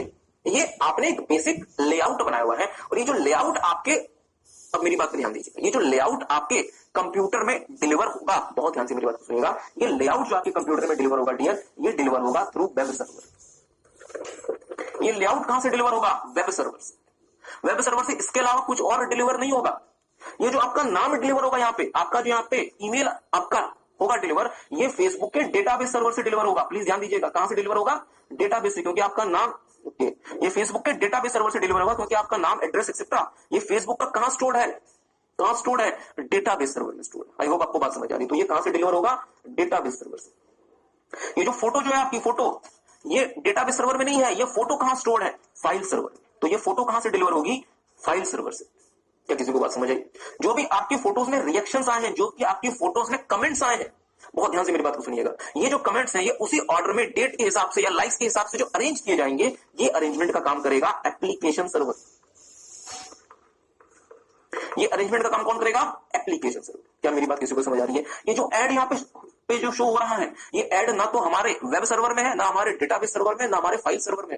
इस ऐड को भी मैनेज करने का काम किसका है, एप्लीकेशन सर्वर का। क्या मेरी बात किसी को समझ आई? Are you guys getting? क्या ओके। तो इसका मतलब ये वर्ड यार कि जो वेब सर्वर होता है वो सिर्फ और सिर्फ वेब पेजेस का एक लेआउट आपके पास लाकर डिलीवर करता है। उसमें जो आपका नाम है, जो आपका एड्रेस एक्सेट्रा, वो कंपनी के डेटाबेस सर्वर से आपके पास डिलीवर होता है। जो भी फाइल्स या जो भी फोटोज ओपन होते हैं वो कंपनी के फाइल सर्वर से डिलीवर होते हैं। और जो भी छोटे मोटे सॉफ्टवेयर उस वेब पेज में रन कर रहे होते हैं, जैसे आपके फोटो में जितने के लाइक्स आए वो आपको दिखेंगे, आपके फोटो में जितने भी लोगों ने कमेंट्स किए, टिकट अपने नहीं किया, वो आपको दिखेंगे, आपके फेसबुक पे जो ऐड आपके शो हो रहा है वो आपको दिखेगा। ये सब के लिए कौन जिम्मेदार होता है, एप्लीकेशन सर्वर। क्या मेरी बात किसी को समझ आई? तो एक क्वेश्चन पूछ लो, फिर वीडियो वाले बच्चों क्वेश्चन पूछ लो, है ना सर जी? अब मानने वाले तो हो नहीं, पूछ ही लो। चलिए एक क्वेश्चन मैं आपसे पूछता हूं। लेट्स से मैं फेसबुक पे अपना होम पेज एक्सेस करता हूं, ठीक बात है। उस दिन फेसबुक का जो फाइल सर्वर था, वो फाइल सर्वर बैठ गया था, काम नहीं कर रहा था। मुझे बताएं कंसिक्वेंस क्या होगा? क्या मेरे पास मेरा अकाउंट ओपन होगा, हाँ या ना? क्या खराब हो गया था? फेसबुक का फाइल सर्वर। अकाउंट मेरे पास ओपन होगा? नहीं होगा। अकाउंट मेरे पास ओपन होगा मतलब मेरे कंप्यूटर स्क्रीन में अकाउंट फेसबुक का मेरा ओपन होगा? होगा? नहीं होगा। वीडियो वाले बच्चे क्या करें, होगा या नहीं होगा? क्योंकि जो बच्चे कह रहे नहीं होगा, मुझे एक बात बताए ना, अकाउंट ओपन होने का मतलब क्या हुआ? Database server. क्या डेटाबेस सर्वर काम कर रहा है? तो जी वो तो काम कर रहा है, तो अकाउंट ओपन क्यों नहीं होगा? तो डेटाबेस सर्वर से डेटा आपके पास आ गया, लेआउट आपके पास कहां से आ गया? वेब सर्वर से। प्लीज ध्यान दीजिएगा। एप्लीकेशन सर्वर भी काम कर रहा है, मतलब आपके फोटो में जो भी कमेंट्स या लाइक्स है वो भी ओपन हो जाएंगे, बट आपकी फोटो ओपन नहीं होगी। फोटो की जगह क्या आ जाएगा? एरर शो हो जाएगा, या फिर फोटो कांट भी लोडेड आ जाएगा कि सर जी फोटो लोड नहीं कर पाए, क्योंकि क्या काम नहीं कर रहा? फाइल सर्वर काम नहीं कर रहा। क्या मेरी बात किसी को समझ आई? आई होप आपको बात समझ आई। ओके, तो मेरी बात पे ध्यान दीजिएगा डियर। वेब सर्वर क्या होता है? वेब सर्वर क्या होता है? जो कि वेब पेजेस को स्टोर करता है, और जब भी क्लाइंट वेब पेजेस के लिए रिक्वेस्ट करता है, मींस क्लाइंट मतलब कौन रिक्वेस्ट करता है? क्लाइंट का ब्राउजर। तो आपका जो सर्वर है वो वेब पेजेस को वेब सर्वर से क्या करेगा? क्लाइंट के ब्राउजर में भेज देगा, ठीक बात है। बट ये वेब पेजेस बेसिकली लेआउट होते हैं, इसमें और भी बहुत सारी चीजें जाती हैं, जैसे आपका नाम, एड्रेस, पासवर्ड एक्सेट्रा, मींस आपका डेटाबेस सर्वर। आपके और वेंडर के बीच में जितने भी छोटे मोटे सॉफ्टवेयर रन कर रहे हैं, एप्लीकेशंस रन कर रहे हैं, उसको मैनेज करने का काम किसका है? एप्लीकेशन सर्वर का। अगर कोई फाइल ओपन होनी है, कोई फोटोज ओपन होनी है, वो कौन मैनेज करेगा? आपका फाइल सर्वर मैनेज करेगा। आई होप आपको बात समझ आई। ओके, मेरी बात पे ध्यान दीजिएगा। एप्लीकेशन सर्वर, एप्लीकेशन सर्वर से पहले वेब सर्वर पढ़ ले। These server delivers web pages. These server stores web pages and delivers them to the internet browser of the client when a request for the same is made by the client. मतलब ये जो server होते हैं वो web pages store करते हैं। ये जो ओके धीरे धीरे ये जो सर्वर होते हैं वो वेब पेजेस स्टोर करते हैं, और जब भी क्लाइंट रिक्वेस्ट करेगा कि सर जी हमें वेब पेजेस भेज दो, पर रिक्वेस्ट किस फॉर्म में करेगा? व्हाट्सएप कर दे मुझे? नहीं, मतलब मेरा जो इंटरनेट ब्राउजर है जब वो ICI.org को क्लिक करेगा, मींस वो रिक्वेस्ट भेज रहा है ICI के वेब सर्वर को कि सर जी एक काम करो, अपना होम पेज हमारे पास डिलीवर कर दो। तो आपका वेब सर्वर क्या करेगा? होम पेज इंश्योर्ड का डिलीवर कर देगा। आई होप आपको बात समझ आई। बट आपके उस वेब पेज में ऐसा बहुत सारी चीजें नहीं होती। आपने इंश्योर्ड का जो वेब पेज ओपन किया है तो आपने देखा होगा कि बहुत सारी चीजें और भी लोड हो रही होती है धीरे धीरे, मींस वो अलग अलग सर्वर से अलग अलग जगह से आपके पास लोड हो रही होती है। एप्लीकेशन सर्वर वो सर्वर होता है डियर जो कि जितने भी एप्लीकेशन ऑपरेशंस है, मतलब जितने भी सॉफ्टवेयर ऑपरेशंस है आपके और सर्वर के बीच में, उनको हैंडल करने का काम किसका होता है? एप्लीकेशन सर्वर का। जैसे फॉर एग्जाम्पल मेरी बात पर ध्यान दीजिएगा। लेट्स से मैं फ्लिपकार्ट या अमेजॉन से कुछ परचेज करता हूं और उनको मैं ऑनलाइन पे करता हूं। तो ऑनलाइन यदि मैं उनको पे करता हूं तो इसके लिए एक सर्विस इस्तेमाल होती है जो कहलाती है पेमेंट गेटवे। हम आपके साथ पेमेंट गेटवे देखेंगे डिटेल में चैप्टर नंबर 4 में। तो सर जी वो जो पेमेंट गेटवे का जो एप्लीकेशन मेरे ब्राउजर पे लोड हुआ वो क्या वेब सर्वर पे स्टोर था? नहीं, वो एप्लीकेशन सर्वर पे स्टोर था, और एप्लीकेशन सर्वर के थ्रू वो पेमेंट गेटवे मेरे ब्राउजर पे लोड हुआ। तो एप्लीकेशन सर्वर वो सर्वर होता है डियर जो कि मेरे डिवाइस में, मींस मेरे क्लाइंट और सर्वर के बीच में जो भी एप्लीकेशंस रन हो रहे हैं उन एप्लीकेशंस को मैनेज करने का काम करता है, उन एप्लीकेशंस को डिलीवर करने का काम करता है। आई होप आपको बात समझ आई। टेक सम टाइम एक बार से अच्छे से रीड कर ले, फिर आपके साथ ओके एक छोटी सी लाइन और है, एक चीज और देख ले। Server can be a computer program और a device that provide services to all other devices. तो आपका जो सर्वर है ये हो सकता है कि सिर्फ एक सॉफ्टवेयर फॉर्म में हो, और हो सकता है कि हार्डवेयर प्लस सॉफ्टवेयर फॉर्म में हो, जिसको हम आपके साथ अभी थोड़ी देर में देखेंगे कि इसका मतलब क्या हुआ। टेक सम टाइम एक बार इसे अच्छे से रीड कर ले।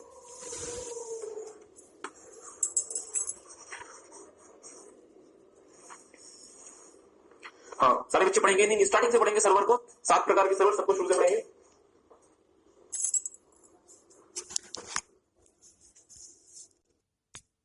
We have seen computing through server. Server are the powerful computer which provide services like computing, database management, etc. to all the connected clients.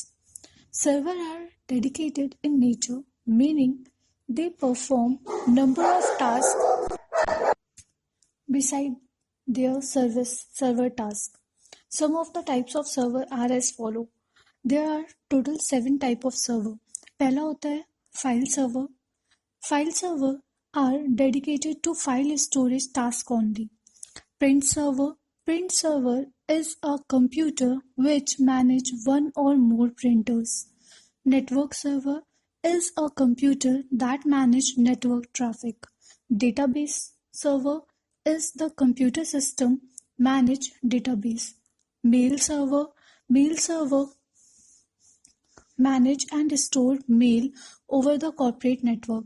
Application server handles all application operations between user and enterprises.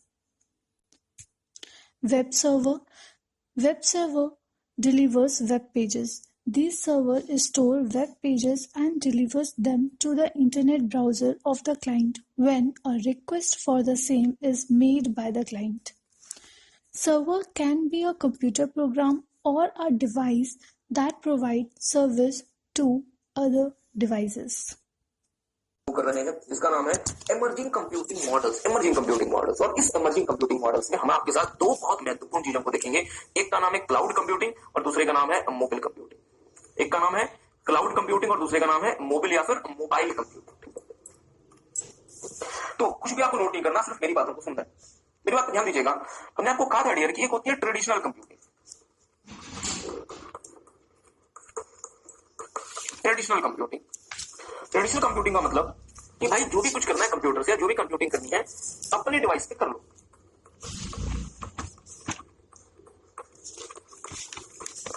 अपने device पे computing करो, agree करते हैं। इसे हम क्या नाम देते हैं? Traditional computing. बट मेरी बात पे थोड़ा सा ध्यान दीजिएगा।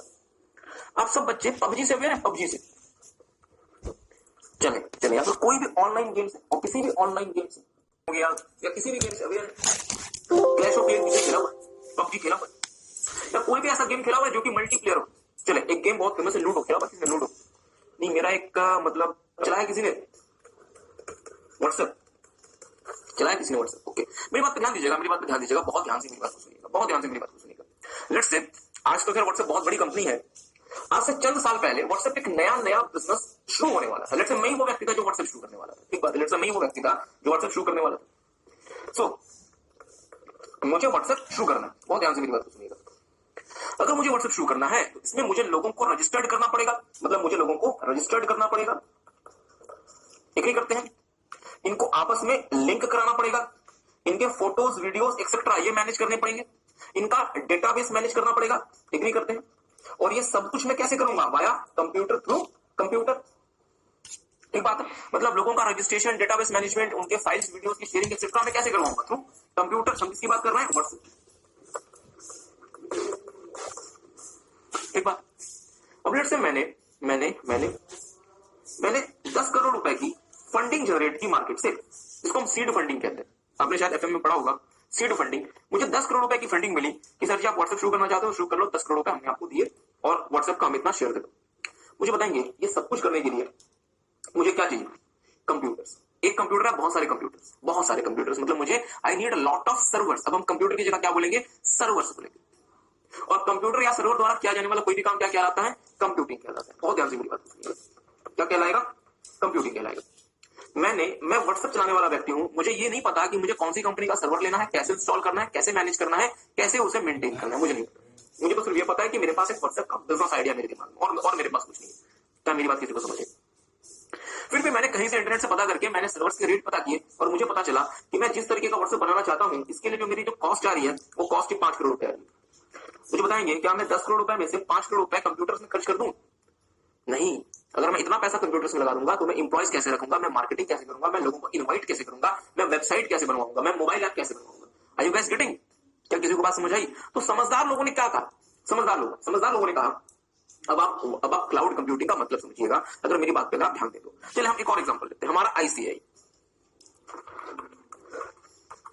आईसीआई को RTP, study material etcetera upload करना है ताकि वो आप तक पहुंचा सके।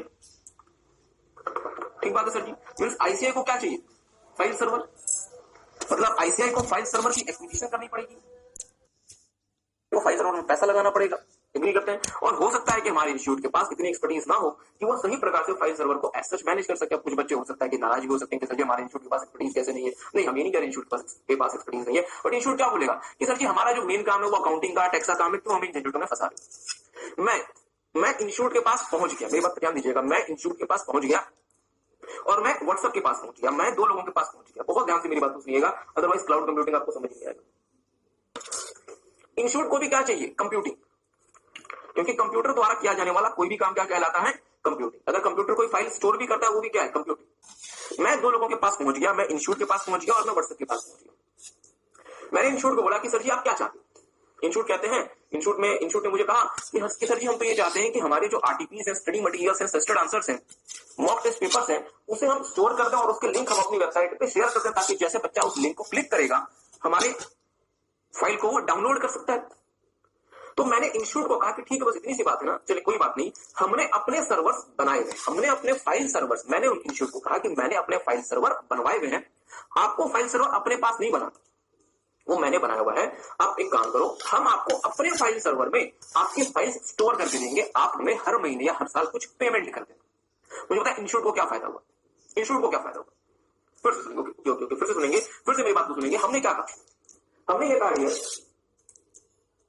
ओके, हाँ नहीं ठीक बात है, ओके, तो प्लीज यहां ध्यान देंगे, कहानी समझ आए। इंस्टीट्यूट को अपनी आरटीपीस अपलोड करनी है और आरटीपीस किसी कंप्यूटर में किसी सर्वर में अपलोड होनी है।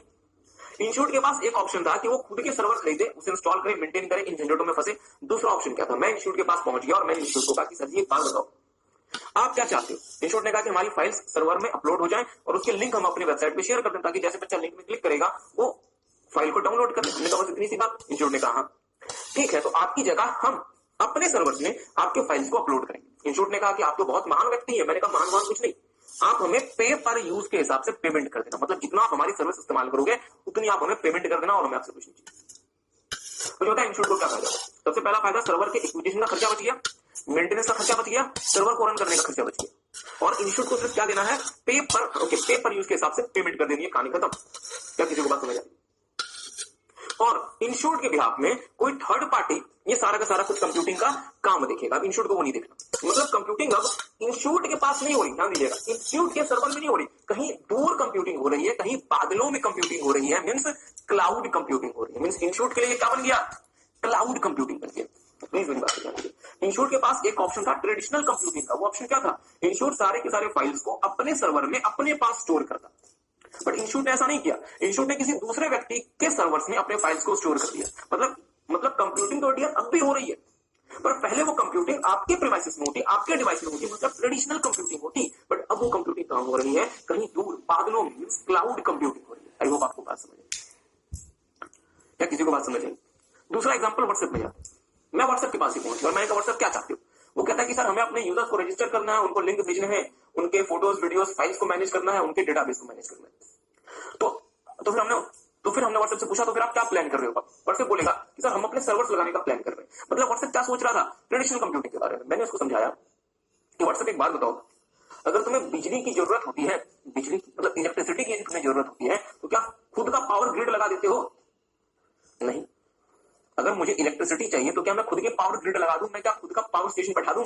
नहीं, मैं क्या करता हूं, किसी थर्ड पार्टी से इलेक्ट्रिसिटी को यूज करता हूं और उसको बिल के हिसाब से पेमेंट कर देता हूं, कहानी खत्म।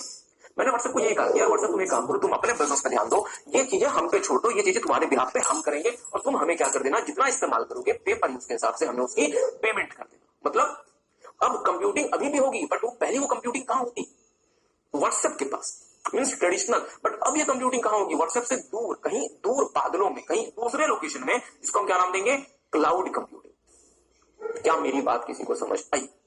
तो मेरी बात पे ध्यान दीजिएगा डियर, यदि वो क्लाउड कंप्यूटिंग व्हाट्सएप भी यूज कर ले, आईसीआई भी यूज कर ले, मैं भी पेमेंट देके यूज कर लूं, मतलब वो क्लाउड कंप्यूटिंग क्या किसी एक व्यक्ति के लिए है, या पेमेंट देके कोई भी यूज कर सकता है? पेमेंट देके कोई भी यूज कर सकता है। तो ऐसी क्लाउड कंप्यूटिंग को हम नाम देते हैं डियर पब्लिक क्लाउड। इसे हम क्या नाम देते हैं, पब्लिक क्लाउड। क्या मेरी बात आप समझ पाए? इसे हम क्या नाम देते हैं, पब्लिक क्लाउड। आई होप आपको बात समझ आ रही है। तो आपको एक और छोटी सी बात बताएं, आप सबने अमेजॉन का नाम सुना हुआ है, और हम भारतीय जो है अमेजॉन को ई कॉमर्स के नाम से समझते हैं कि भाई अमेजॉन का मतलब जो कि हमें घर बैठे हमें सामान पहुंचा देती है। बट आपको जान के हैरानी होगी कि दुनिया में अमेजॉन को ई कॉमर्स से ज्यादा क्लाउड कंप्यूटिंग के नाम से जाना जाता है। अमेजॉन की एक सर्विस है जिसका नाम है AWS, अमेजॉन वेब सर्विसेज, जो कि दुनिया का सबसे बड़ा क्लाउड कंप्यूटिंग प्रोवाइडर। AWS किस प्रिंसिपल पे काम करता है, हम आपको AWS के प्रिंसिपल की एक छोटी सी बात बताएं। AWS का कहना है कि भाई आज के समय चाहे छोटे से छोटा बिजनेस हो, चाहे बड़े से बड़ा बिजनेस हो, हर किसी को कंप्यूटिंग चाहिए। मैं यदि अपनी सीए की प्रैक्टिस चलाता हूं, या मैं कोई बहुत बड़ी मल्टीनेशनल कंपनी चलाता हूं, हर किसी को कंप्यूटिंग चाहिए। वो लोग खुद की कंप्यूटिंग के लिए खुद के सर्वर खरीदें, खुद के हार्डवेयर परचेज करें। इससे अच्छा क्या है कि हम उनको, अमेजॉन उनको क्लाउड कंप्यूटिंग प्रोवाइड करेगा और वो लोग कंप्यूटिंग करेंगे, बट वो कंप्यूटिंग अपने यहाँ नहीं करेंगे, मींस ट्रेडिशनल कंप्यूटिंग नहीं करेंगे। कैसी कंप्यूटिंग करेंगे? क्लाउड में कंप्यूटिंग करेंगे। तो सर जी क्लाउड से क्या आपको कनेक्ट भी होना पड़ेगा कंप्यूटिंग करने के लिए? तो आप कनेक्ट कैसे होंगे? इंटरनेट के थ्रू कनेक्ट हो जाएंगे। और आपको पता है फ्रेंड्स कि पिछले कुछ सालों में जब से जियो आया है, भारत में इंटरनेट की रिलायबिलिटी, स्पीड और सर्विस और बहुत ज्यादा बढ़ी है और प्राइस बहुत ज्यादा घटी है। एग्री करते हैं? तो सर जी कहना क्या चाहते हो? कहना ये चाहते हैं डियर, क्लाउड कंप्यूटिंग वो मैकेनिज्म है जहां पे कंप्यूटिंग तो होगी, पर वो कंप्यूटिंग आपके खुद के डिवाइसेस में ना होके कहीं दूर वो कंप्यूटिंग होगी, मींस क्लाउड में वो कंप्यूटिंग होगी, इंटरनेट के थ्रू वो कंप्यूटिंग होगी। क्या मेरी बात आप समझ पाए? तो इसे हम क्या नाम देंगे? Cloud computing. और दुनिया में 3-4 बड़ी क्लाउड कंप्यूटिंग की कंपनीज है, जिसमें से सबसे बड़ी कंपनी है AWS, अमेजॉन की। दूसरी कंपनी है डियर माइक्रोसॉफ्ट की, जिसको माइक्रोसॉफ्ट एजोर कहा जाता है। तीसरी कंपनी है IBM क्लाउड। चौथी है ओरेकल क्लाउड, एक्सेट्रा। क्या मेरी बात किसी को समझ आ रही है? एक और छोटी सी कहानी सुना दी आपको। चले सर जी सुना देते। मुझे एक बात बताएं, फ्लिपकार्ट को क्या अपने कस्टमर्स का डेटाबेस मैनेज करना है? प्रोडक्ट का डेटाबेस मैनेज करना है? प्रोडक्ट की फाइल्स, प्रोडक्ट के फोटोज, स्टॉक क्वांटिटी एक्सेट्रा, ये सब कुछ मैनेज करना है। मींस फ्लिपकार्ट को क्या चाहिए? कंप्यूटिंग। फ्लिपकार्ट को क्या चाहिए? कंप्यूटिंग। तो फ्लिपकार्ट के पास एक ऑप्शन है कि वो खुद के बहुत सारे सर्वर लगाए और इन सर्वर्स के थ्रू कंप्यूटिंग करे। खुद के सर्वर मतलब ओन सर्वर्स। और डियर एक और छोटी सी बात, जब हम सर्वर्स की बात करते हैं तो जहां पे बहुत सारे सर्वर्स इकट्ठा होते हैं उसको हम नाम देते हैं data centre. Own data centre. Flipkart के पास एक ऑप्शन क्या है कि सर जी खुद का डेटा सेंटर बना दे, बट मुझे बताएं क्या फ्लिपकार्ट के पास इतना पैसा, इतनी एक्सपर्टीज है कि वो खुद का डेटा सेंटर बना ले? नहीं। तो माइक्रोसॉफ्ट ने फ्लिपकार्ट को बोला कि यार फ्लिपकार्ट एक काम करो, तुम खुद का डेटा सेंटर के झंझट में मत फंसो, तुम्हें जो भी कंप्यूटिंग चाहिए तुम वो कंप्यूटिंग हमारे डेटा सेंटर से, और तुम क्या करना, हमें पे पर यूज के हिसाब से पेमेंट कर देना। मतलब तुम जितनी की हमसे कंप्यूटिंग की सर्विस लोगे उतनी हमें पेमेंट कर देना, एज सिंपल एज दैट। तो फ्लिपकार्ट को एडवांटेज क्या हुआ? फ्लिपकार्ट को एडवांटेज हुआ यार कि जो पैसा फ्लिपकार्ट को खुद के डेटा सेंटर में लगाना पड़ जाता, acquisition cost, operation cost, maintenance cost, running cost etcetera, सबसे फ्लिपकार्ट सेव हो गया और फ्लिपकार्ट को सिर्फ और सिर्फ एक तरह से रेंटल पे करना है। मींस जितना फ्लिपकार्ट यूज करेगा उतना फ्लिपकार्ट पेमेंट करेगा। आई होप आपको बात समझ एग्री करते हैं? तो चलिए मैं आपको एक छोटी सी एक न्यूज दिखा देते हैं, क्योंकि हमारा एक ऑब्जेक्टिव है डियर कि आपको बातें समझ है। देख ले, इस न्यूज आर्टिकल को ध्यान से पढ़ेंगे। Flipkart Microsoft announces strategic cloud partnership, और ये खबर है 21 फरवरी 2017 की। मतलब फ्लिपकार्ट और माइक्रोसॉफ्ट ने एक स्ट्रेटेजिक क्लाउड पार्टनरशिप अनाउंस की। और इस व्यक्ति को शायद आप जानते होंगे, इनको, ये माइक्रोसॉफ्ट के सीईओ हैं सत्य नडेला, और ये बिली बंसल है शायद, ये फ्लिपकार्ट के पहले के सीईओ थे, अब तो फिर बदल गए। तो इन दोनों ने बेंगलुरु में एक प्रेस कॉन्फ्रेंस की और फ्लिपकार्ट ने कहा कि सर जी हम अपने डेटा सेंटर्स बंद कर रहे हैं और हम क्लाउड कंप्यूटिंग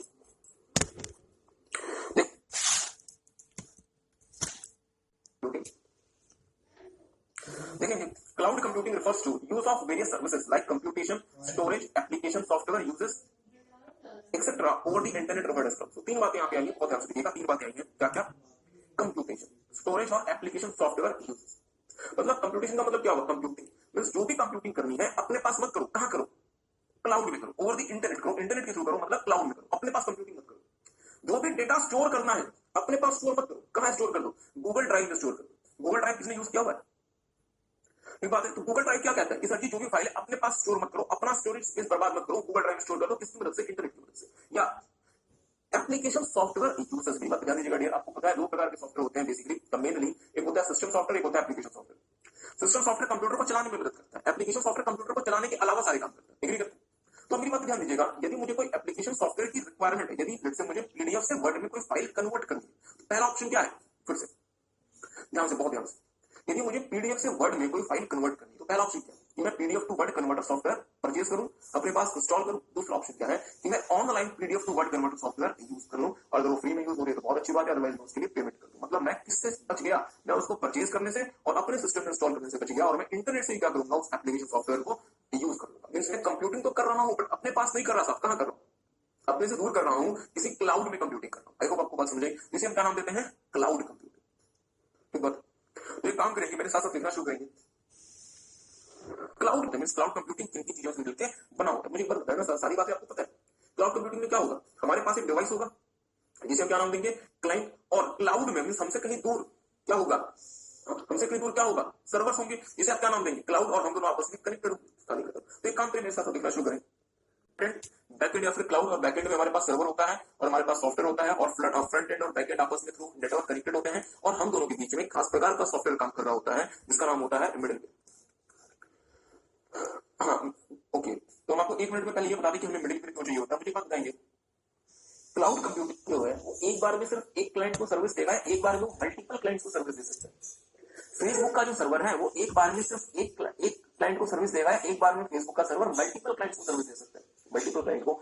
तो क्या फेसबुक का सर्वर ये करे कि आपका डेटा किसी और के पास भेज दे, किसी और का डेटा आपके पास भेज दे? नहीं, मींस फेसबुक के सर्वर और क्लाइंट्स के बीच में सही प्रकार से कम्युनिकेशन हो, इसलिए हम एक सॉफ्टवेयर यूज करते हैं जिसका नाम है मिडिलवेयर, जो इंश्योर करता है कि सर्वर और क्लाइंट के बीच में सही प्रकार से कम्युनिकेशन हो पाए। आई होप आपको बात समझ आ रही है। तो एक काम करें, पहले लिख लें front end, back and, middleware और नेटवर्क। ओके, आगे लिखेंगे सबसे पहले फ्रंट एंड।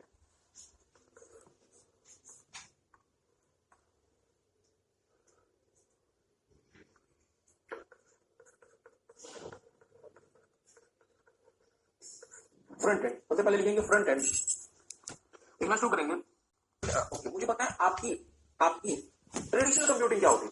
तो सर जी कोई भी कंप्यूटिंग मेरे डिवाइस में होनी चाहिए, बात खत्म। उसे हम क्या नाम देते हैं? Traditional computing. क्लाउड कंप्यूटिंग कहते हैं कि सर जी आपको कंप्यूटिंग ही करानी है ना। मैंने कहा मुझे कंप्यूटिंग करवानी है, तो कोई बात नहीं, कंप्यूटिंग आपके डिवाइस में हो कहीं और हो, क्या फर्क पड़ता है। तो क्लाउड कंप्यूटिंग में क्या होगा बच्चों, यहाँ पे कंप्यूटिंग आपके डिवाइस में ना होके कहीं दूर होगी, मतलब किसी और कंप्यूटर में कंप्यूटिंग होगी। मतलब वो कंप्यूटर सर्विस दे रहा है और आपका कंप्यूटर सर्विस ले रहा है, मतलब आपका कंप्यूटर क्लाइंट बन गया और वो कंप्यूटर क्या बन गया? सर्वर। इसलिए आपने देखा कि क्लाउड कंप्यूटिंग में जो हमारा बैकएंड है, उस बैकएंड में हम क्या यूज कर रहे हैं? सर्वर। हाँ बिल्कुल सही, क्लाउड कंप्यूटिंग में जो हमें सर्विस दे रहा है वो कंप्यूटर क्या कहलाएगा? सर्वर। सर्वर हर वो कंप्यूटर होता है जो दूसरे को सर्विस दे रहा होता है, ठीक है। तो हमने कहा कि सर जी कंप्यूटिंग अब हमारे पास नहीं होगी, कहीं दूर हमसे होगी, और हम दोनों आपस में कैसे कनेक्टेड होंगे? मेरी बात पे ध्यान दीजिएगा, लेट्स से मुझे कोई टास्क प्रोसेस कराना है, कंप्यूटर द्वारा किया जाने वाला कोई भी काम क्या कहलाता है? कंप्यूटिंग। तो पहला ऑप्शन क्या था कि मैं उस टास्क को अपने कंप्यूटर में प्रोसेस कर लूं, बात खत्म, जिसको हम क्या कह सकते हैं? Traditional computing. दूसरा ऑप्शन क्या है कि वो टास्क आप अपने कंप्यूटर में प्रोसेस ना करके क्लाउड कंप्यूटिंग में आप उसे प्रोसेस करें। लेट्स से जो क्लाउड कंप्यूटिंग में यूज करता हूं किसका? अमेजॉन का, और वो अमेरिका में बेस्ड है। तो क्या मैं पेन ड्राइव में वो टास्क लेके अमेरिका पहुंच जाऊं और वहां पे प्रोसेसिंग करा के दोबारा से इंडिया ले आऊं? या मेरा क्लाइंट और क्लाउड आपस में नेटवर्क के थ्रू कनेक्टेड होने चाहिए? क्या होगा? मेरा क्लाइंट और वो क्लाउड आपस में नेटवर्क के थ्रू कनेक्टेड होगा, और वो हमारा जो नेटवर्क हो सकता है डियर, वो इंटरनेट भी हो सकता है, वो इंटरनेट भी हो सकता है, ठीक बात। पर सर जी क्लाउड से तो बहुत सारे क्लाइंट्स आपस में कनेक्टेड है, कम्युनिकेशन कैसे हो पाएगी? Through middleware. तो मेरी बात पे ध्यान दीजिएगा, तो हमें क्या चाहिए? हमें एक फ्रंट एंड डिवाइस चाहिए, कंप्यूटर हार्डवेयर। इसके बाद हमें यदि इंटरनेट एक्सेस करना है तो हमें क्या चाहिए? एक ब्राउजर चाहिए, हमें एक इंटरनेट एप्लीकेशन, मतलब हमें एक इंटरनेट एक्सेसिंग डिवाइस चाहिए, मतलब ब्राउजर चाहिए, और वो ब्राउजर आप अपनी मर्जी का कोई भी यूज कर सकते हैं। और हमारा जो क्लाइंट है वो फैट भी हो सकता है, हाइब्रिड भी हो सकता है, और थिन भी हो सकता है। तो टेक सम टाइम, एक बार फ्रंट एंड को एक बार रीड कर लें। ओके,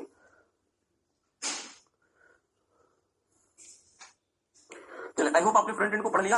इसके बाद मेरे साथ साथ देखेंगे बैक एंड। फिर वो क्या करता है, क्योंकि एक बार में बहुत सारे कंप्यूटर्स आपस में कनेक्टेड हैं, एक बार में आपके सर्वर से बहुत सारे क्लाइंट्स आपस में कनेक्टेड हैं, तो प्रॉपर तरीके से कम्युनिकेशन को कौन इंश्योर कराएगा? मिडिलवेयर। तो मिडिलवेयर सॉफ्टवेयर की मदद से आप क्या कर सकते हैं? एक दूसरे के साथ सही प्रकार से बड़े वाले बच्चों कम्युनिकेट कर सकते हैं। आई होप आपको बात समझ आ रही है। तो एक काम करेंगे, एक बार बैकएंड को एक बार रीड कर लेंगे अच्छे से। हाँ ठीक है, आपने कहा सर प्रोटोकॉल क्या होता है? प्रोटोकॉल आप बहुत डिटेल में डिस्कस करेंगे आपके साथ चैप्टर नंबर 3 में। मेरी बात ध्यान दीजिएगा, आपको छोटा सा ओवरव्यू दे देते हैं, तो छोटा सा एक ओवरव्यू दे देते हैं। प्रोटोकॉल क्या होता है ये बात ध्यान रखिए। प्रोटोकॉल कई तरीके के प्रोटोकॉल होते हैं, जैसे हम आपके साथ देखेंगे सिक्योरिटी प्रोटोकॉल, कम्युनिकेशन प्रोटोकॉल, और भी कुछ प्रकार के प्रोटोकॉल देखेंगे चैप्टर नंबर 3 और 5। ओके, टेक सम टाइम, एक बार इसे अच्छे से नोट कर लें। In cloud computing backend is the cloud itself. जो क्लाउड है आपका वो बेसिकली बैकएंड ही है, जो कि क्लाउड है। Backend comprises various computer hardware, data storage devices, server, computer software etcetera.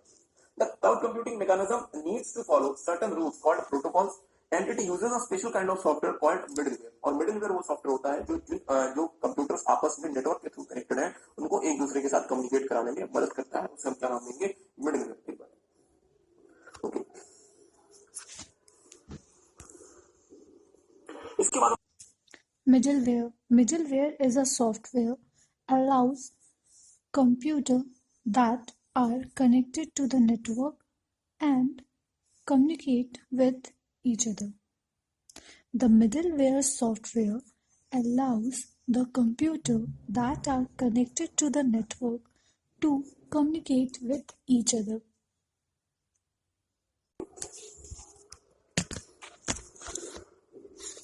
इसके बाद हम आपके साथ अगला बहुत इंपॉर्टेंट टॉपिक शुरू कर रहे हैं। मेरी बात पे ध्यान दीजिएगा। क्लाउड कंप्यूटिंग एनवायरनमेंट या फिर क्लाउड कंप्यूटिंग डिप्लॉयमेंट मॉडल, इसका मतलब हुआ कि कितने प्रकार से आप क्लाउड कंप्यूटिंग इस्तेमाल कर सकते हैं। याद करें, हमने आपको बताया था माइक्रोसॉफ्ट एजोर या फिर अमेजॉन वेब, अमेजॉन AWS। तो ये लोग बेसिकली डियर क्या है, पब्लिक क्लाउड, जिसको कोई भी पेमेंट करके यूज कर सकता है।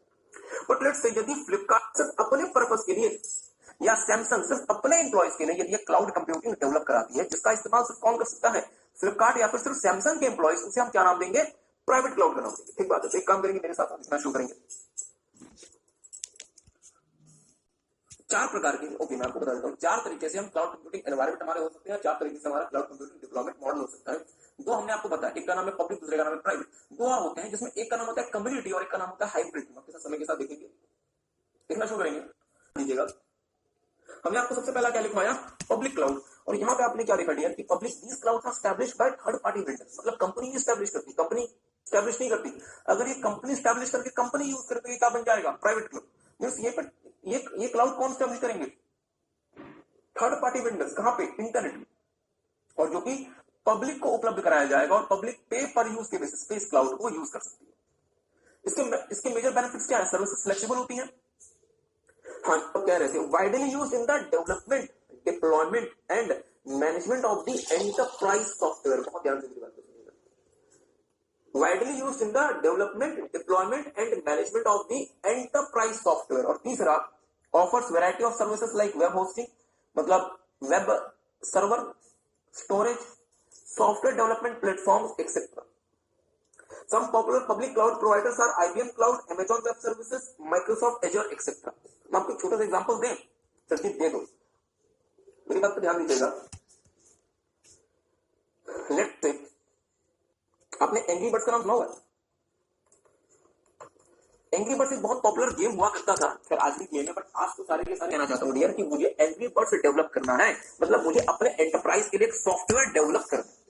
मुझे अपने एंटरप्राइज के लिए सॉफ्टवेयर डेवलप करना है, और वो सॉफ्टवेयर को मेरे पास डेवलप करने के दो ऑप्शन है। पहला, मैं खुद के कंप्यूटर में वो सॉफ्टवेयर डेवलप करूं, इसे मैं क्या नाम दूंगा, ट्रेडिशनल कंप्यूटिंग। बट मेरे कंप्यूटर में वो रिसोर्स नहीं है, तो मैं क्या करता हूं, मैं अमेजॉन वेब सर्विसेज में या गूगल के क्लाउड कंप्यूटिंग के थ्रू वो सॉफ्टवेयर डेवलप करता हूं। मतलब मैं अपने पास वो सॉफ्टवेयर डेवलप ना करके किसी दूसरे पार्टी के ओवर दी क्लाउड में वो सॉफ्टवेयर डेवलप कर रहा हूं, और अमेजॉन वेब सर्विसेज या गूगल का क्लाउड मुझे क्या करेगा, वो सारे कलर अवेलेबल कराएगा, सारे एनिमेशन दे रहा होगा और छोटे मोटे कोड्स भी दे रहा होगा, जिसकी मदद से मैं आसानी से अपने एप्लीकेशन सॉफ्टवेयर को डेवलप कर सकता हूं। क्या मेरी बात किसी को समझ आई? एग्जांपल चेंज करते हैं। आपने फ्लिपकार्ट का ऐप यूज किया हुआ है परचेज करने के लिए, शॉपिंग करने के लिए, फ्लिपकार्ट का ऐप। आई होप आपको बात समझ आ रही है। तो टेक सम टाइम, एक बार पॉइंट नंबर 2 ध्यान से पढ़िएगा। Widely use in the development, deployment and management of the enterprise software, मतलब कंपनी अपने किसी सॉफ्टवेयर को यदि डेवलप करना चाहती है तो सर जी अपने एंड पे उसे आप डेवलप ना करके क्लाउड में डेवलप कर सकते हैं, क्लाउड में डिप्लॉय कर सकते हैं और क्लाउड में उसे मैनेज कर सकते हैं। आई होप आपको बात समझ आ रही है। चलिए हम आपको एक काम करते हैं, हम आपको एक वीडियो दिखाने का प्रयास करते हैं। जैसा कि हमने आपको बताया डियर कि अमेजॉन वेब सर्विसेज, आपको क्या समझ आया क्लाउड कंप्यूटिंग क्या होती है? आपने क्या देखा, अमेजॉन वेब सर्विसेज, और अमेजॉन वेब सर्विसेज में उन्होंने क्या बताया कि हम आपको क्या क्या सर्विस देते हैं, हम आपको स्टोरेज की सर्विस देते हैं, डेटाबेस की सर्विस देते हैं, और हम आपको कंप्यूटिंग की सर्विस देते हैं, और आपको खुद के डेटा सेंटर नहीं बनाने, आपको ह्यूज कैपिटल इन्वेस्टमेंट नहीं करनी, और आप हमें पे एज यू गो बेसिस पे पेमेंट कर दीजिए और आप हमारी सर्विसेज को यूज कर सकते हैं। ठीक है, आगे देखिएगा। ओके, दूसरा लिखेंगे private cloud Amazon web services use करता हूं डियर। इसका सबसे बड़ा एडवांटेज मुझे ये होगा कि मुझे अपफ्रंट कैपिटल इन्वेस्टमेंट नहीं करनी। पर सर जी वो जो क्लाउड कंप्यूटिंग है वो मेरे एक्सक्लूसिव यूज में नहीं है, उसके मेरे अलावा भी बहुत सारे लोग वहां पे उसे यूज कर रहे हैं। तो मुझे अगर मेरा कोई बहुत ही ज्यादा सेंसिटिव डेटा है तो मुझे क्लाउड कंप्यूटिंग में उस डेटा को भेजने में हो सकता है कि थोड़ा सा डर लगे। तो हो सकता है कंपनी क्या करे, प्राइवेट क्लाउड स्टैब्लिश कर ले, मतलब वो क्लाउड जो सिर्फ और सिर्फ कौन यूज करेगा, कंपनी के एम्प्लॉइज यूज करेंगे। ठीक है, तो एक काम करेंगे, लिखना शुरू करेंगे, लिखेंगे this kind of computing environment resides. Resides का मतलब होता है रहना within the organizational boundaries and use private या फिर इंटरनल क्लाउड। ध्यान दीजिएगा, this kind of cloud computing environment resides, resides का मतलब होता है रहना within the organizational boundaries and used exclusively for the benefits of the organization. मतलब सिर्फ उस कंपनी के लिए इस्तेमाल होता है। अगर लेट्स से मेरी कंपनी ने dear cloud computing environment create किया और मेरी कंपनी हर किसी को यूज करना अलाउ करती है, जो भी पैसे दे यूज कर ले, तो वो क्या बन गया? पब्लिक क्लाउड बन गया। ठीक है।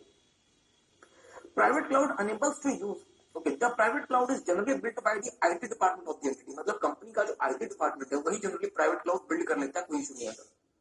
Private cloud enables to use the IT resources more efficiently and the need of duplication of various IT hardware and software are avoided। अब इस बात को समझने के लिए आपको थोड़ी सा एक सिचुएशन समझना पड़ेगा। मेरी बात पर ध्यान दीजिएगा। लेट्स से फ्लिपकार्ट के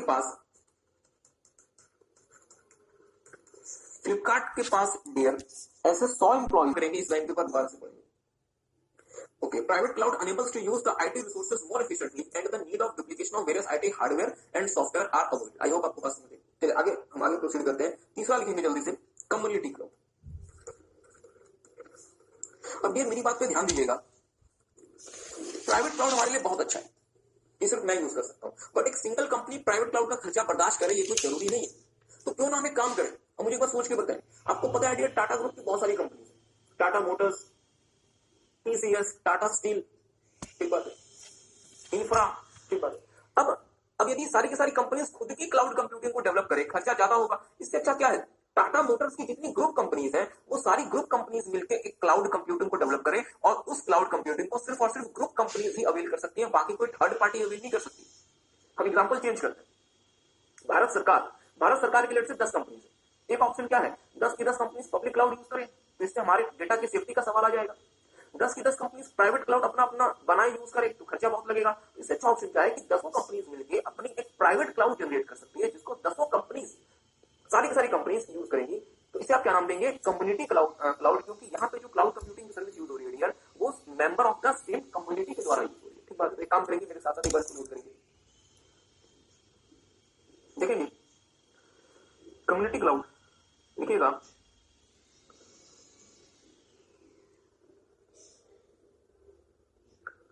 In community cloud,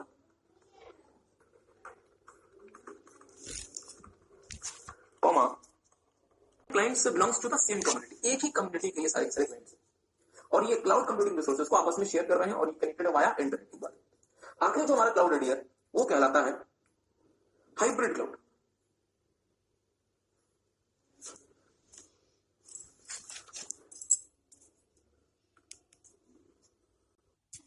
Community cloud. In community cloud, cloud computing resources are shared by the organization of the same community. For example, all government companies within the India can develop a community cloud and community cloud and share the computing within India. Let's start with the beginning. In community cloud. In community cloud, cloud computing resources are shared by the organization of the same community. For example, all government companies within the India can develop a community cloud and share the computing resources. Community cloud option is more cheaper than the completely private cloud. मैं यदि सिर्फ और सिर्फ private cloud use करता हूं हर प्रकार के data के लिए, तो मुझे बहुत बड़ा प्राइवेट क्लाउड बनवाना पड़ेगा। और प्राइवेट क्लाउड में तो मैं पे एज यू गो के लिए यूज नहीं कर सकता। रीजन क्या है, प्राइवेट क्लाउड में मुझे सारा का सारा खर्चा करना पड़ेगा, तो मेरे लिए कॉस्ट बहुत ज्यादा बढ़ जाएगी। तो समझदार लोगों ने कहा कि सर ये काम करो, अपने डेटा को ना 2 पार्ट्स में डिवाइड करो, वो डेटा जो कि क्रिटिकल है और वो डेटा जो कि नॉन क्रिटिकल है। क्रिटिकल डेटा को प्राइवेट क्लाउड में स्टोर करो और नॉन क्रिटिकल डेटा को पब्लिक क्लाउड में। इसका एडवांटेज क्या होगा कि आपका जो खर्चा है वो कम हो जाएगा। मींस आपका जो हाइब्रिड ऑप्शन है वो कंप्लीटली प्राइवेट क्लाउड से चीपर है। और यदि आप सिर्फ और सिर्फ यदि आप पब्लिक क्लाउड पर डिपेंड करते तो उसके मुकाबले ज्यादा सिक्योर है, ज्यादा सेफ है। ठीक बात। तो एक काम करेंगे, फोटो बनाएंगे, फोटो बनाएंगे, सारे बच्चे ध्यान देंगे। फोटो बनाएंगे मींस हम अपने ऑर्गेनाइजेशन के डेटा को 2 पार्ट्स में सेग्रीगेट कर देंगे, core data, non core data. जो हमारा कोर डेटा होगा वो हमारे प्राइवेट क्लाउड पे रन होगा और जो हमारा नॉन कोर डेटा होगा वो हमारे पब्लिक क्लाउड पे रन होगा। तो इससे हम क्या नाम देंगे, हाइब्रिड क्लाउड। ठीक बात है।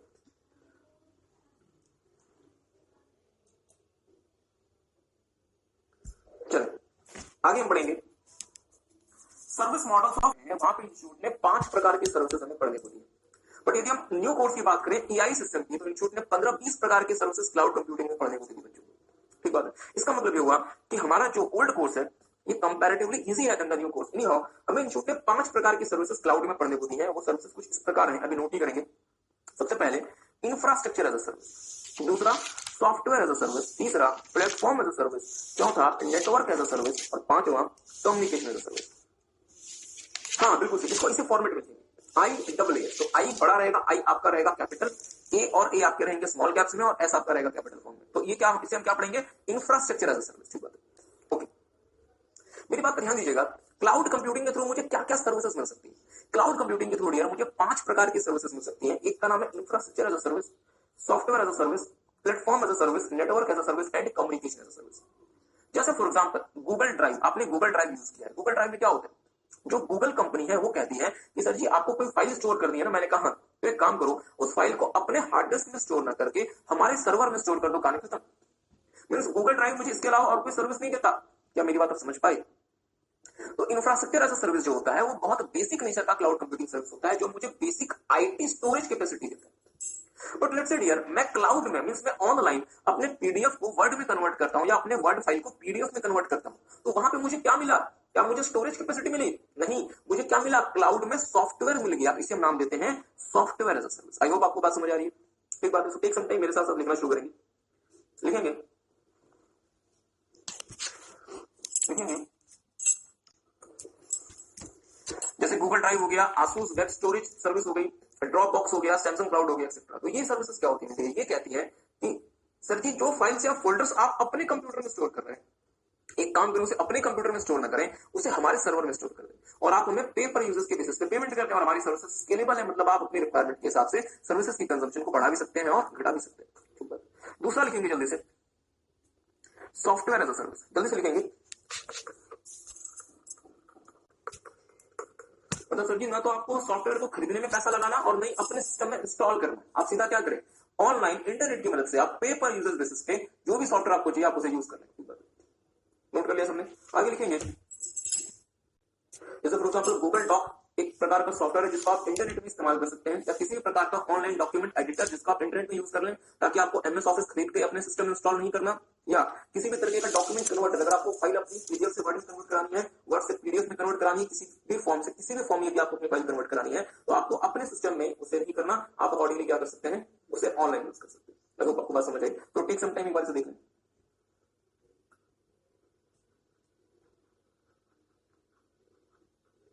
हाँ, सॉफ्टवेयर एज अ सर्विस हम हटा नहीं, देख लें इसे।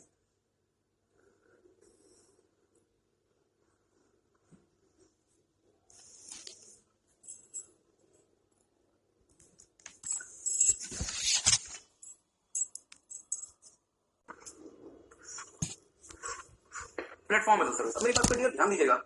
आपने एकदम दो चीजें देखी, पहले आपने देखा infrastructure as a service. Infrastructure as a service क्या करता है, वो कहता है कि अगर आपके पास कोई फाइल है या अगर आपके पास कोई डॉक्यूमेंट है, तो उस डॉक्यूमेंट को सर जी अपने कंप्यूटर में इंस्टॉल मत करो, और अपने कंप्यूटर में स्टोर मत करो और ऑनलाइन अपलोड कर दो, हम स्टोर करेंगे, ताकि आपके कंप्यूटर का स्टोरेज स्पेस बर्बाद नहीं होगा।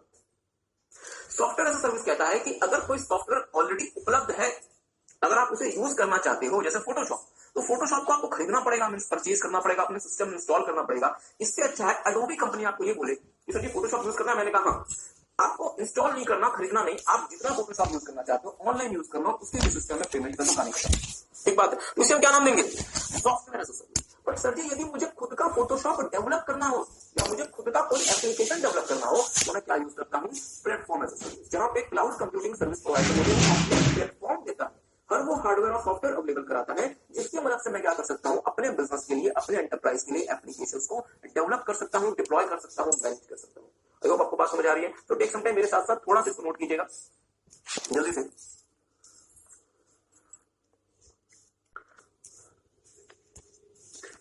ओके, तो आपने क्या लिखा, in the platform to service cloud computing service model user is provided with all necessary systems and software, मतलब जितना भी आपको सिस्टम, रिसोर्स या सॉफ्टवेयर चाहिए जिसकी मदद से आप अपनी कंपनी का खुद का अपना कोई एप्लीकेशन सॉफ्टवेयर डेवलप करना चाहते हैं, तो वो सारा का सारा कुछ आपको खुद से नहीं खरीदना, वो सारा का सारा कुछ आपको क्लाउड में अवेलेबल होगा और आप क्लाउड में उसे यूज कर सकते हैं। मींस क्लाउड आपको क्या दे रहा है, एक प्रॉपर एक पूरा प्लेटफॉर्म दे रहा है जिसमें वो सारा सॉफ्टवेयर रिसोर्स अवेलेबल करा, वहां पे वो सारा सॉफ्टवेयर और रिसोर्स अवेलेबल है।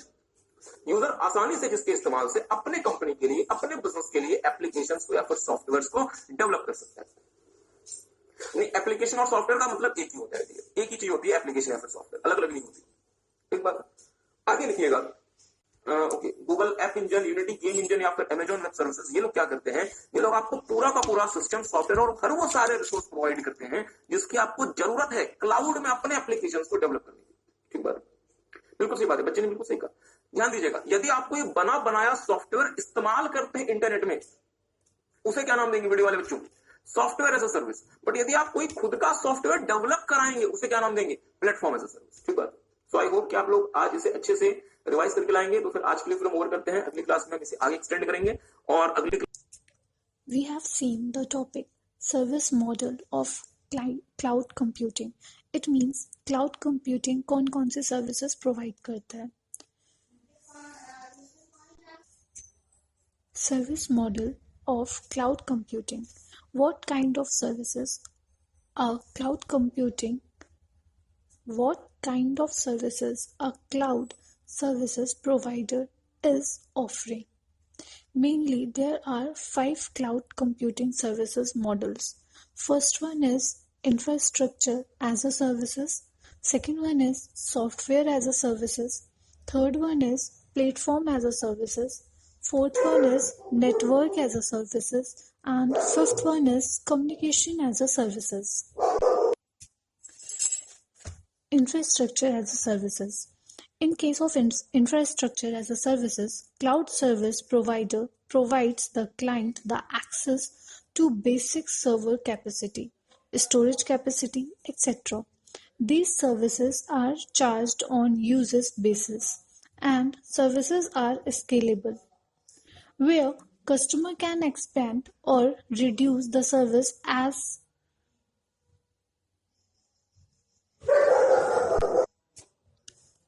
per his requirement.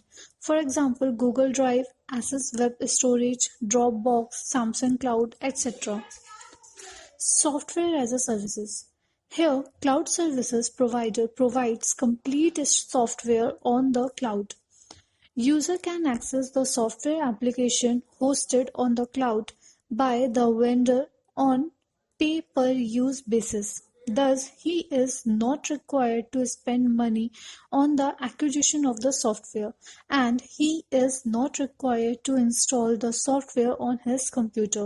For example, Google Docs, online document editor, online document converters like file converter or file compressor.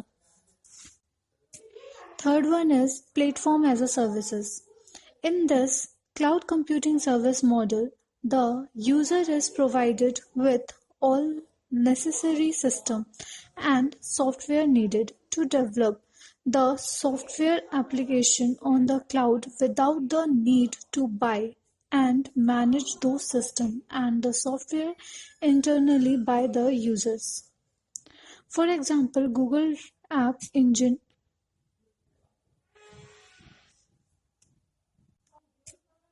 Amazon Web Service, etc., which provides all system, software, and resources necessary to develop application on the cloud. PaaS is more expensive as compared to IaaS